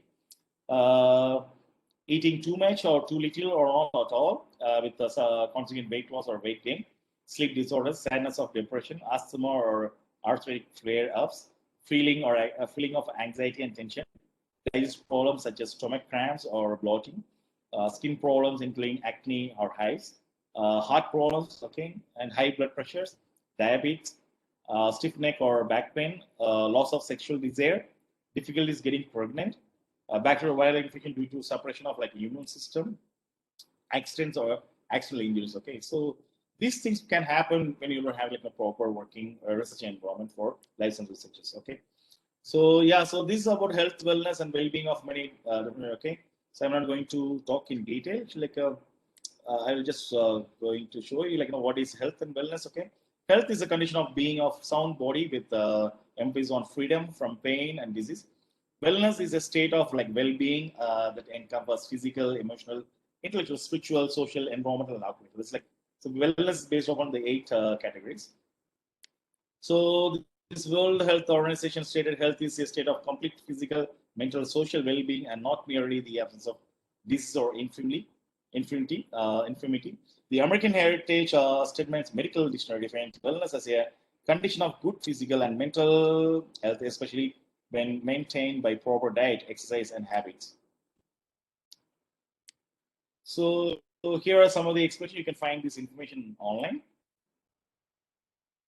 So can I take, I mean, are there participants are there or left? If they're left, actually, I can conclude. Actually, the time is getting, I mean, it's more than I understood. Yeah. All right. Yeah. So if you need actually the right time, the right time we will close when the participants are there. Yeah. No, for those who want to actually, I never care about the number of participants. We care about the listeners. Even there are 2 or 3 people, we can make them to understand. Okay, so I'll give you the topic. Actually, okay. So in order to address your issues, okay, understand what causes your mental mental health and also your well-being, and should take a good breath. Okay, go out and have a good breath. And learn to say no. Like if somebody forcing you to do something, try to say no. Because you may be tired or you don't want to do that work, so you can try to say no. Learn to say no, and take a break. So take a holiday, go for a break, or take a small break. So friends and have a break, and yeah, change perspective, distractions, and yeah, so research projects like human skills are not created or CPU question. Okay, so we want to have create an exercise schedule with your friend.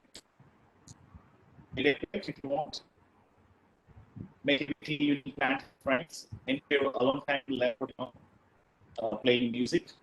Okay, so this is what for today's presentation. Like, if you have any questions, you can interact with us. Thank you so much, Dr. Ram Rajesh sir, for this excellent presentation, and you have definitely gave the correct picture of what happens and what are the hurdles faced by researchers in Indian context, and also you have enlightened how the research work is different in other countries, in Western countries, and what are how Indians face those hurdles, and also what are the loopholes they will look in for to do the research, and how they commit mistake in that.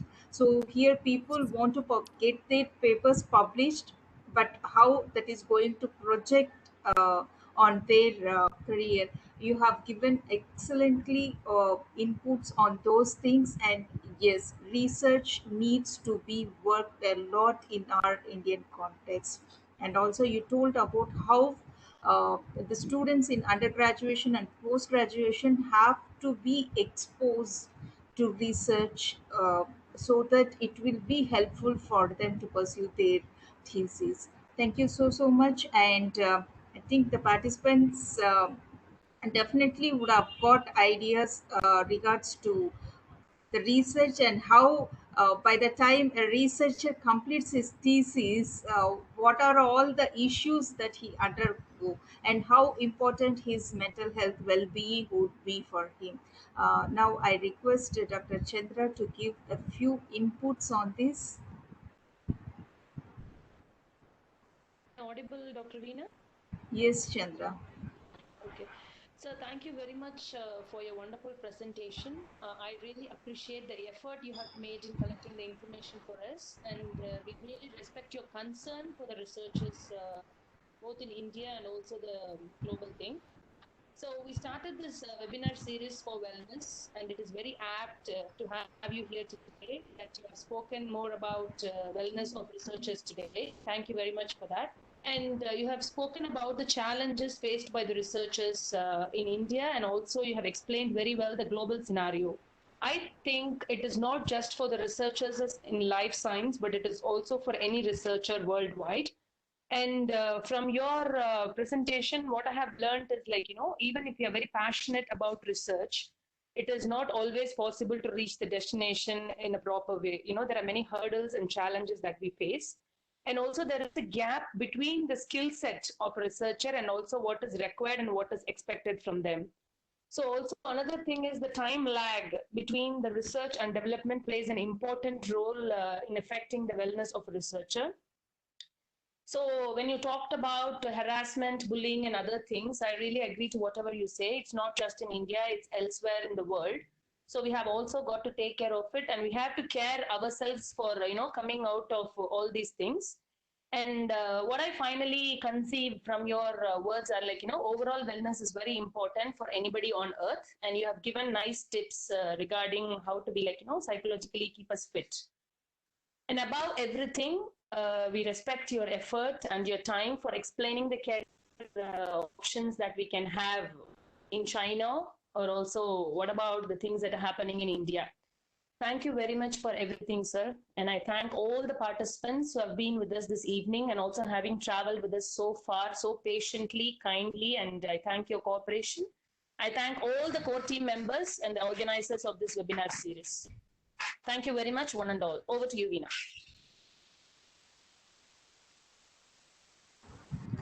It has been a great learning experience for all of us, and really, days rolled by. It's almost a year since we have come up with this concept and we have started. And Dr. Suresh Kumar sir has initiated this webinar series, and Shubha ma'am was our first speaker who has started with. And it was an auspicious opening for all of us, and uh, we say all ends well that ends well. No, it's like if you begin well, the journey will be well. And no, you keep on moving ahead with. And meanwhile, all the core team members, they have volunteered and they have traveled this far. They have contributed in their own way. Above the core team members, it's the participants who have made this a grand success with their enthusiasm, with their participation, giving us suggestions. Sometimes they treat us as their family members. They fought, they sometimes complained, they even had no, they showed their affection in different modes. So we are really blessed, and this is like a family for all of us. And as we say, everything has to come to an end, but we want to prove it wrong, and this is not going to be an end, this is going to be the beginning. Now I hand it over to Shubha ma'am.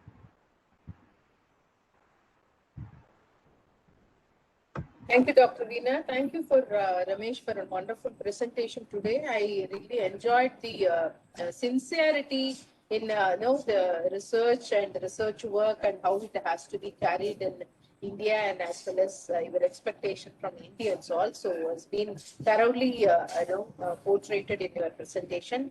I could actually relate to a lot of researchers who are struggling in India for fund other supplements for standard work.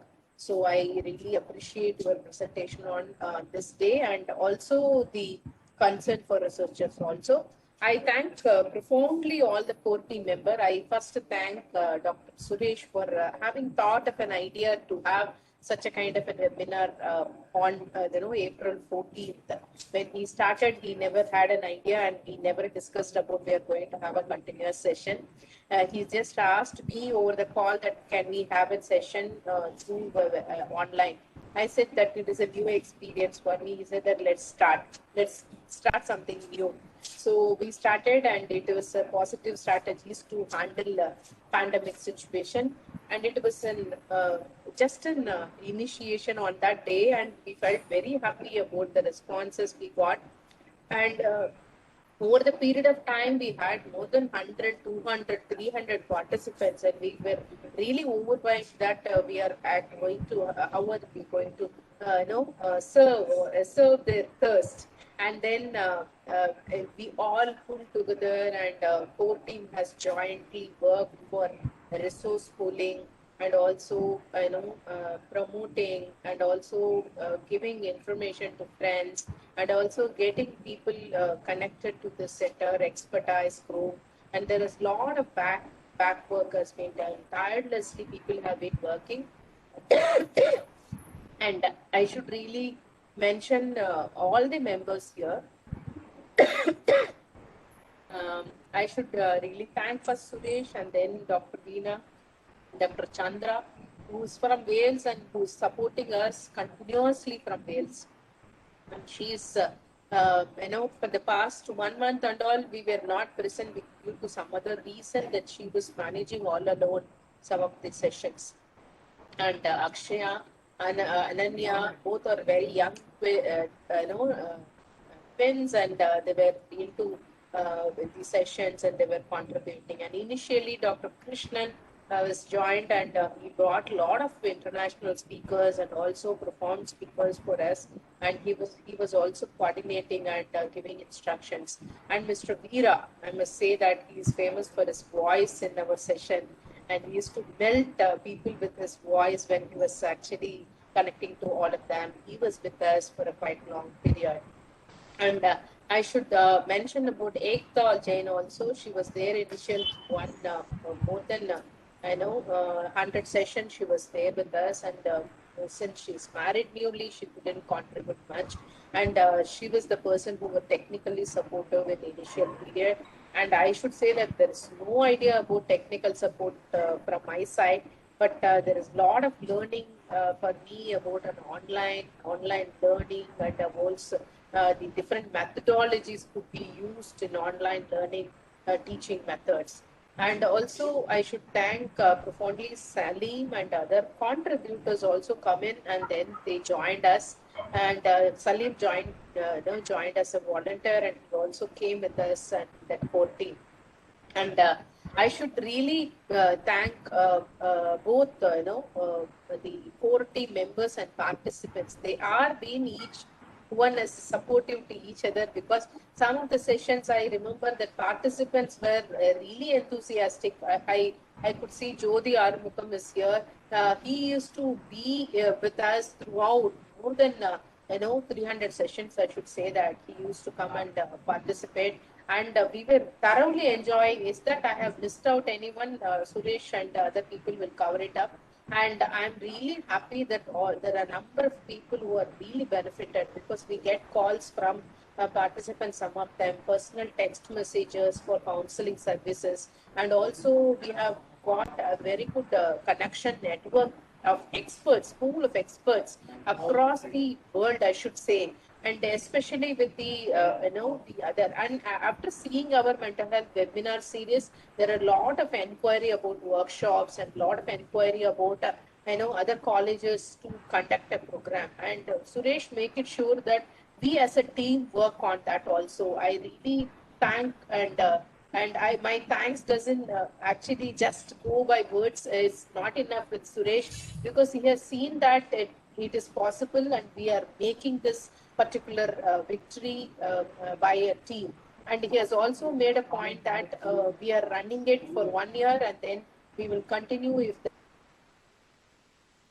there is demand, we will have it at least once in a or twice based on the demand.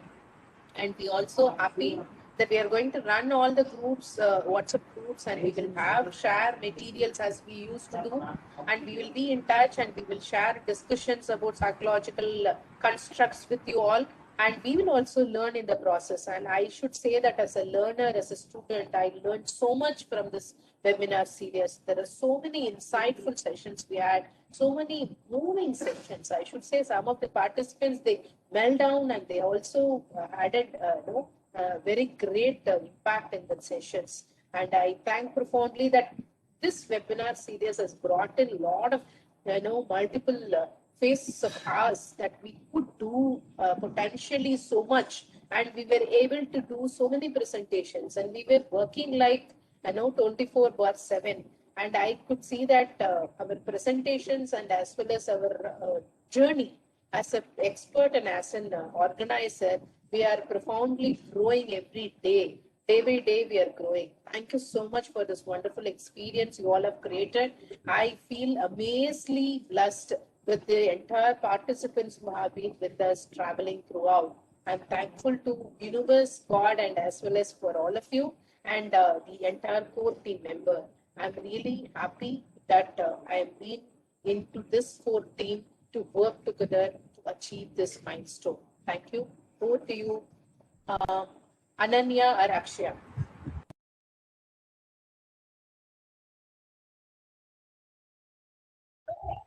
Ananya, are you there? Yes, Akshaya, please go ahead.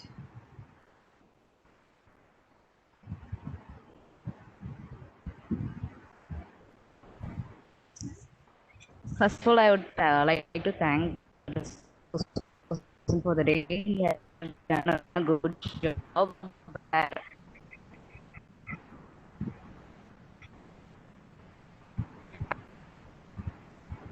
They are actually traveling. That's the reason it's breaking.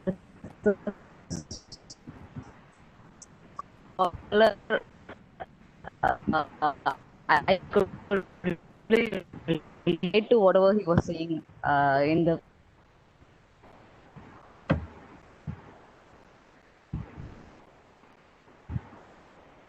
research person for, and uh, coming to the is going to end. It was a wonderful starting for me as a professor, as a student of Suresh Kumar sir. It was a wonderful starting for me. To have confidence to do sessions online. What to say, he believed in us, the youngsters, and he gave us the opportunity to try. Let you try. I will be there to support you. That was the support that I got from Dr. Suresh Kumar sir and all the team members.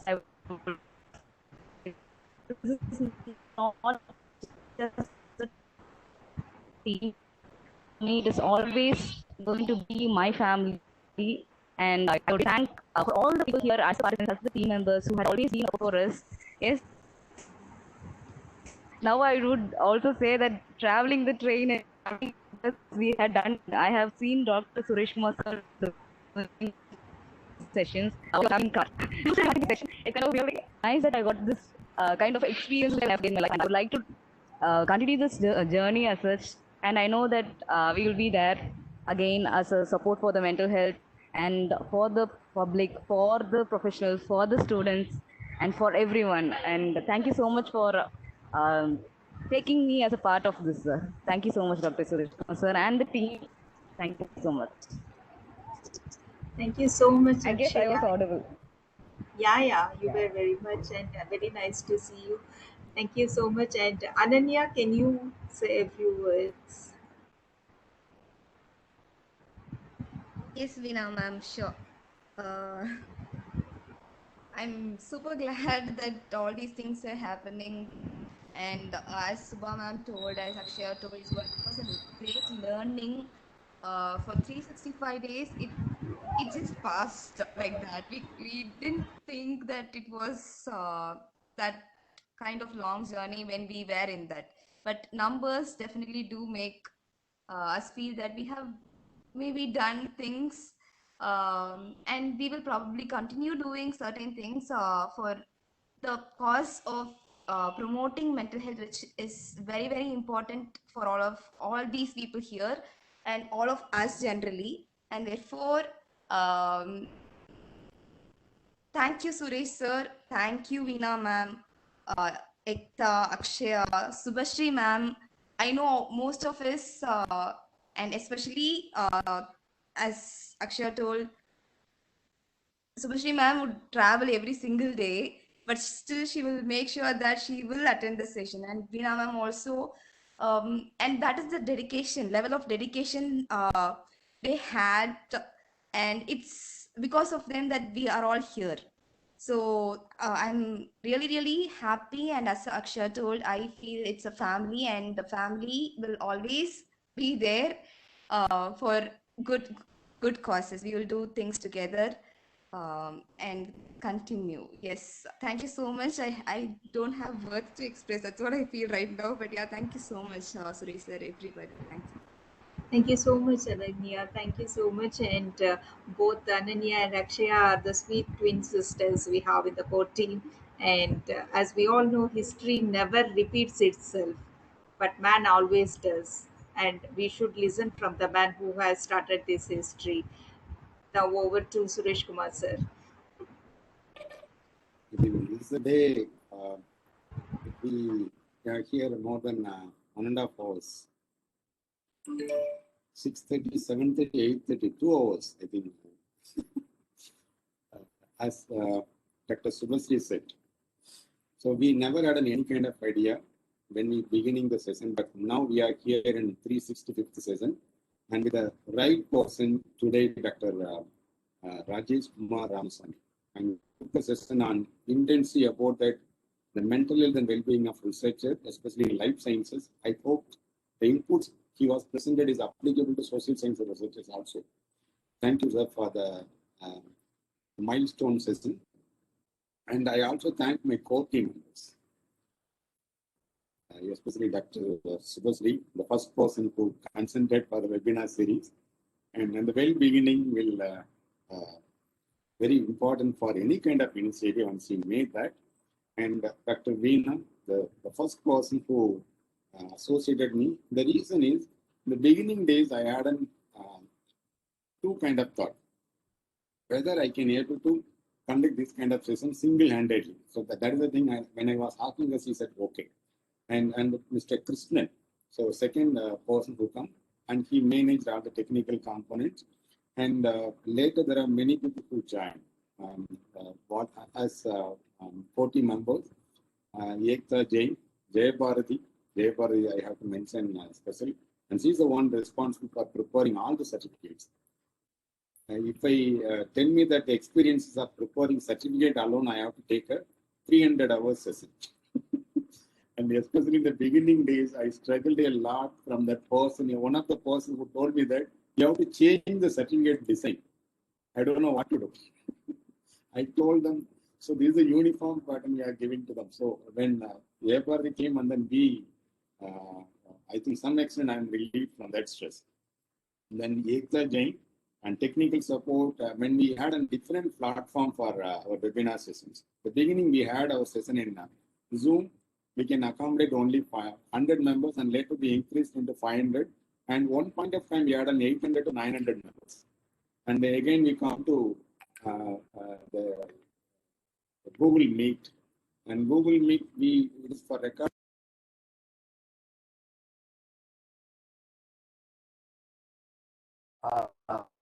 So went on Yes.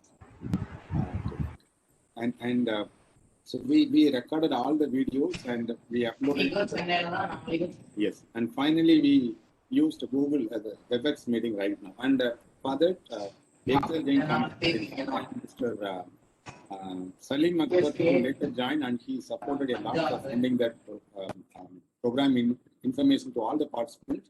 And Veera sir, and I can say that for preaching period I rely on him, and then if I'm not available, if I'm not feel well, I make a call to him, can you make the session today? Can you initiate the session? And he's the one person said, okay.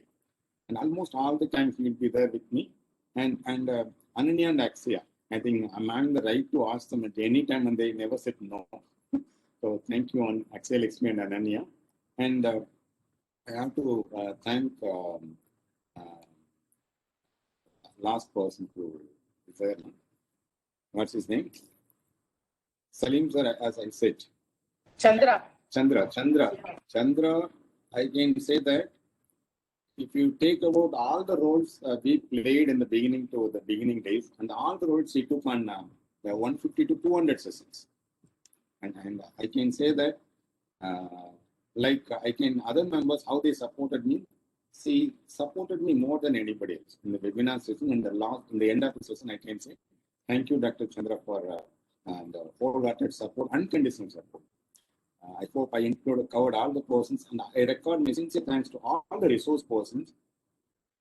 No one said no, as per my knowledge, except the one university is in Singapore, and that the regulations of the university, they are not able to come. Almost all the export, we approached them, they come forward, they presented their knowledge. And I thank every one of them from my bottom of heart, and I also thank my management.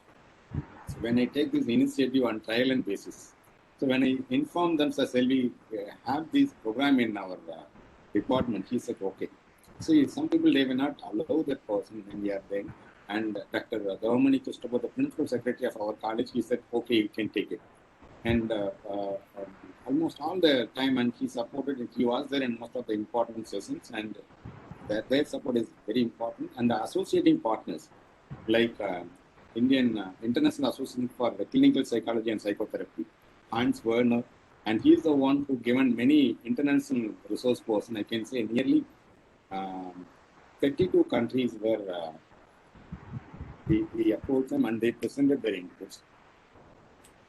Psychoanalogical Association through Dr. Veena, and SCARP through Veena, and MSSW from Dr. Subhasri, and MHLM through myself only, and Red Pond and Yellow Pond Counseling Center. And here you can see So these were the associating institutions they supported and other things.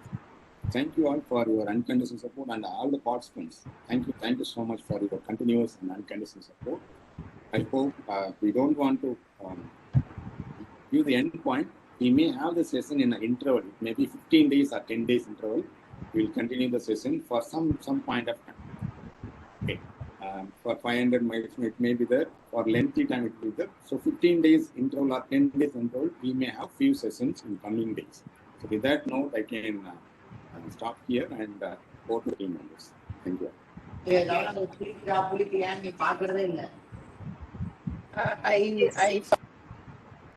you. Thank you so much, sir.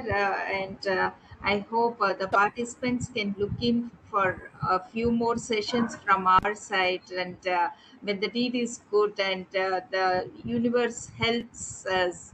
And so far, we have been blessed that we never had any sort of hindrance, or we never stopped. And all these 365 days uninterrupted, we made this happen, and it is a sort of history that has been created. And definitely that shows the intentions and also the prayers and the support that has been bestowed on all of us. And thank you so much. And any um, a, a few words from the participants, because without them we wouldn't have come this far.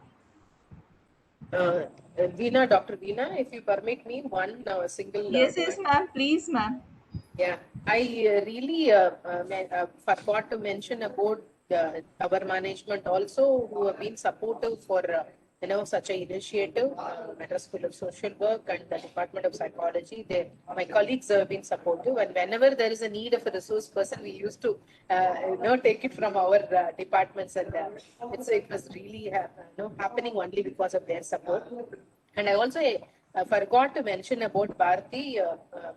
I'm really sorry. Bharati is wonderful support.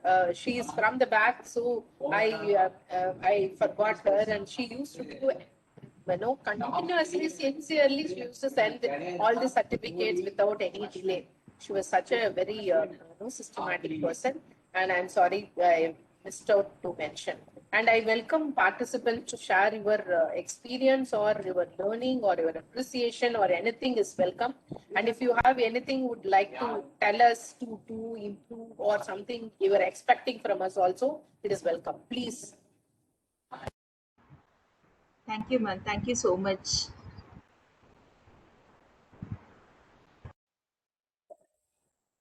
So, hello everyone. Abhijit here. I recently came to know about this program. One of my friend in the same mental health domain, he suggested me look out, to check out. I'm really impressed. 365 days, non-stop. Uh, that is really something. It's an inspiration to all who managed to get this. As I said before, my respects. Nothing else. My respects.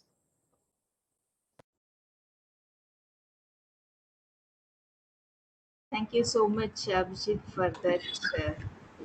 So, dear organizers, may I have a word of appreciation for all of you. It is by chance that I came in contact with your link, and I am sorry that I could not be attentive every day, but I could benefit to the maximum as much I could attend. And I am very grateful to all of you for having initiated this program. It is in fact an inspiration for all of us to venture out to have such kind of educative programs, especially from the point of view of psychology and general well-being.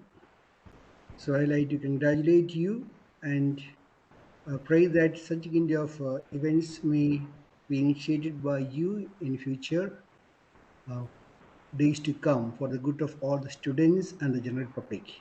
Thank you very much and congratulations. Thank you, sir. Thank you so much. And We have started on the auspicious day of Tamil New Year last year, and today is like a new year in most of the country. I mean, most of the parts in our country, be it the Telugu Ugadi, Kannada Ugadi, or Gudi Padwa, or so it's celebration even at the beginning, and it's the celebration when we are trying to like come to end of this series. A few words from the participant who has been traveling from starting in Jyoti Armugam, sir. Yeah, very good evening, all of you, and happy all New Year. You can fill the languages, respective languages, all New Year. And I'm very, very happy to be a part of this, and thank Suresh sir for initiating, and the whole team. It is not just Suresh sir alone. When he started, initiated, and then after Subhasri ma'am and Veena ma'am, and after that everybody has started. And at one point of time, though I may not call myself as a core member, I somehow feel that I become a family member. Like at one point of time, I've allotted my the whole evening time professional training also I've just kept aside, and started completely following this. So I felt like even now I'm just feeling as though I'm a member of the whole team. I got another family now, a mental health family. And congratulations, it is a very nice initiative and tireless working.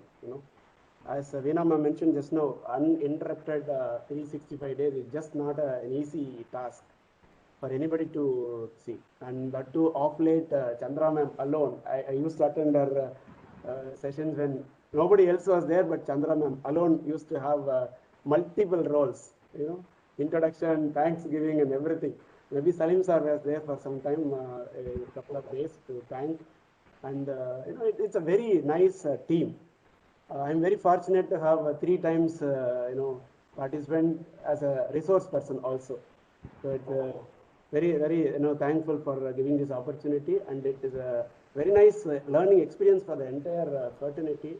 And now you all known to the world, the whole, knowledge that knowledge bank, like a treasure world that you have. You're just exposed to everything to the world, and I think everyone would be definitely heartfully thanking you. The vibrations that you have created now, it's going to just take you for the next so many decades and so many years to come. And thank you so much. Thank you so much. No words to say, and I'm just finishing this because of this timings. Thanks and congratulations for everybody here. Thank you. Good day. Bye-bye. Thank you so much, sir. Thank you so much for that wonderful wishes. And you are a part of our team always. And thank you so much. And yes, so what plans? What next plans, Suresh, sir? So Muktu is waiting to talk. Yes, Yes. yes, sir. Like I came to know about the Parmavi program through Subhashri madam. Like I was attending one of the stress management workshop webinar by Subhashri madam. So I sent an appreciation message, and she introduced me into Parmavi, and from there I came to this mental health webinar series. It's an amazing experience. So I've been attending only for the last a month and a half, but that itself has done wonders in my life. There are so many doubts, so many areas of gray areas were there which were cleared. I really wonder, like, had I attended the entire 1 year program, it would have been something ultimate, which I missed. But I'm looking forward for such kind of program in the future. I thank Suresh sir, Subhashri madam, Dr. Veena, Dr. Chandra, and the entire organizing team. It is you've put in, you've given your almost a year's life for making this wonderful experience and a great service to humanity, I would say. Especially in a country like India, where the psychology, the concept of psychology, the usefulness of psychology is not yet understood by the people, except for a minimal understanding that something mental, a wrong perception. So in this scenario, in this area, in this environment, you have done a wonderful thing. I'm grateful to the entire team, and let us continue, sir. And if anywhere I can be of some help, I would like to join the group in some administrative work and for spreading such good messages. So thank you very much. Thank you all. Thank you so much, sir, for those kind words. Yes, Suresh, sir, you have started. Now it's time for you to give the So final. can I? Yes, ma'am. Yeah. So my appreciation to the entire team, and you know that especially during pandemic, so where there were no college when this webinar series started, there were no colleges working, and so there is a lot of uncertainty prevailing, right? So I remember this particular webinar series. Many of them they awaited for this series, right? You kept all the students and all the professionals occupied, and you kept in touch with the subject. So that was one thing. I think this series is one of its first kind. So my appreciation to the entire team. It's a very good initiative. We know the difficulty of organizing one-day seminar or 2 days conference or whatever. We know how to run, how to get the coordination, resource, and all those things, right? Technical aspects. So you managed for the entire year, which is really amazing. I really appreciate the entire organizing team. Looking forward for many more sessions. Thank you and all the best. Thank you so much, Rising Queen, ma'am. Thank you so much. Yes, sir. This is Chandra. Yes. And excuse me. Uh, if-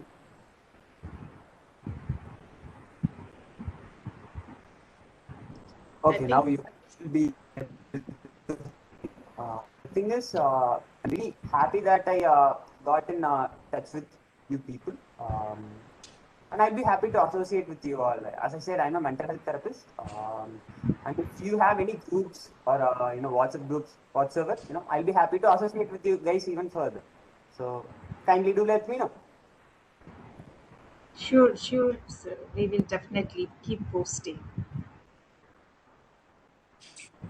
And for you all, and we have uploaded the entire series of more than 150 sessions in YouTube. You don't actually miss it. 300 sessions have been posted in YouTube, and you can watch it, and it is continuously like a rock buster for all of you to watch various topics on mental health, and all our presentations have been there. It is open to all because it is learning for all. We had one thing in mind, that learning has to be equal for everybody. Opportunity has to be there for everyone. And also mental health promotion. People must be aware of that mental health is something which has to be taken care like a physical health. And that was really accomplished by this entire mental health webinar series. So nobody misses any of the sessions, and even the rest of the sessions, Mr. Suresh will definitely upload it in YouTube in a few days. And I'm really thankful for the participants who have given, and it's so overwhelming for all of us. And it is like it is something which I could say that we could touch so many parts by giving just a knowledge. And I really appreciate everybody's wonderful words of appreciation. And I also thank profoundly all the participants who are traveling right from April 14th. There are many who didn't join today, but they have been very supportive in the initial time. They were the people who made us to continue this journey. And everybody is a pillar of support for all of us. And I thank everyone, each and everyone, for your wonderful contribution. And as usual, we used to give a note of thanks. So I really wanted to take it as an go. And we thank from our bottom of our heart for the core team members who have been very supportive throughout the webinar series, and I'm really thankful and we make a record of gratitude from the Department of Psychology, American College, Madurai, and also the associate partners, Madras School of Social Work, Department of Psychology, and also the Psycho-Oncology Association, Turkey, and Psychoclinical Suresh mentioned about an ICCFE Hans Warmer, who has also done a session for us on psychotrauma. And we also thank and every associates like Yellow Pond and Red Pond was been our pillar of support for technical support. And we all have been in that Yellow Pond, and all the core team members are involved in it. And it is so overwhelming to say this today's vote of thanks, because it really means a lot that we have done something a great and meaningful job in our lifetime.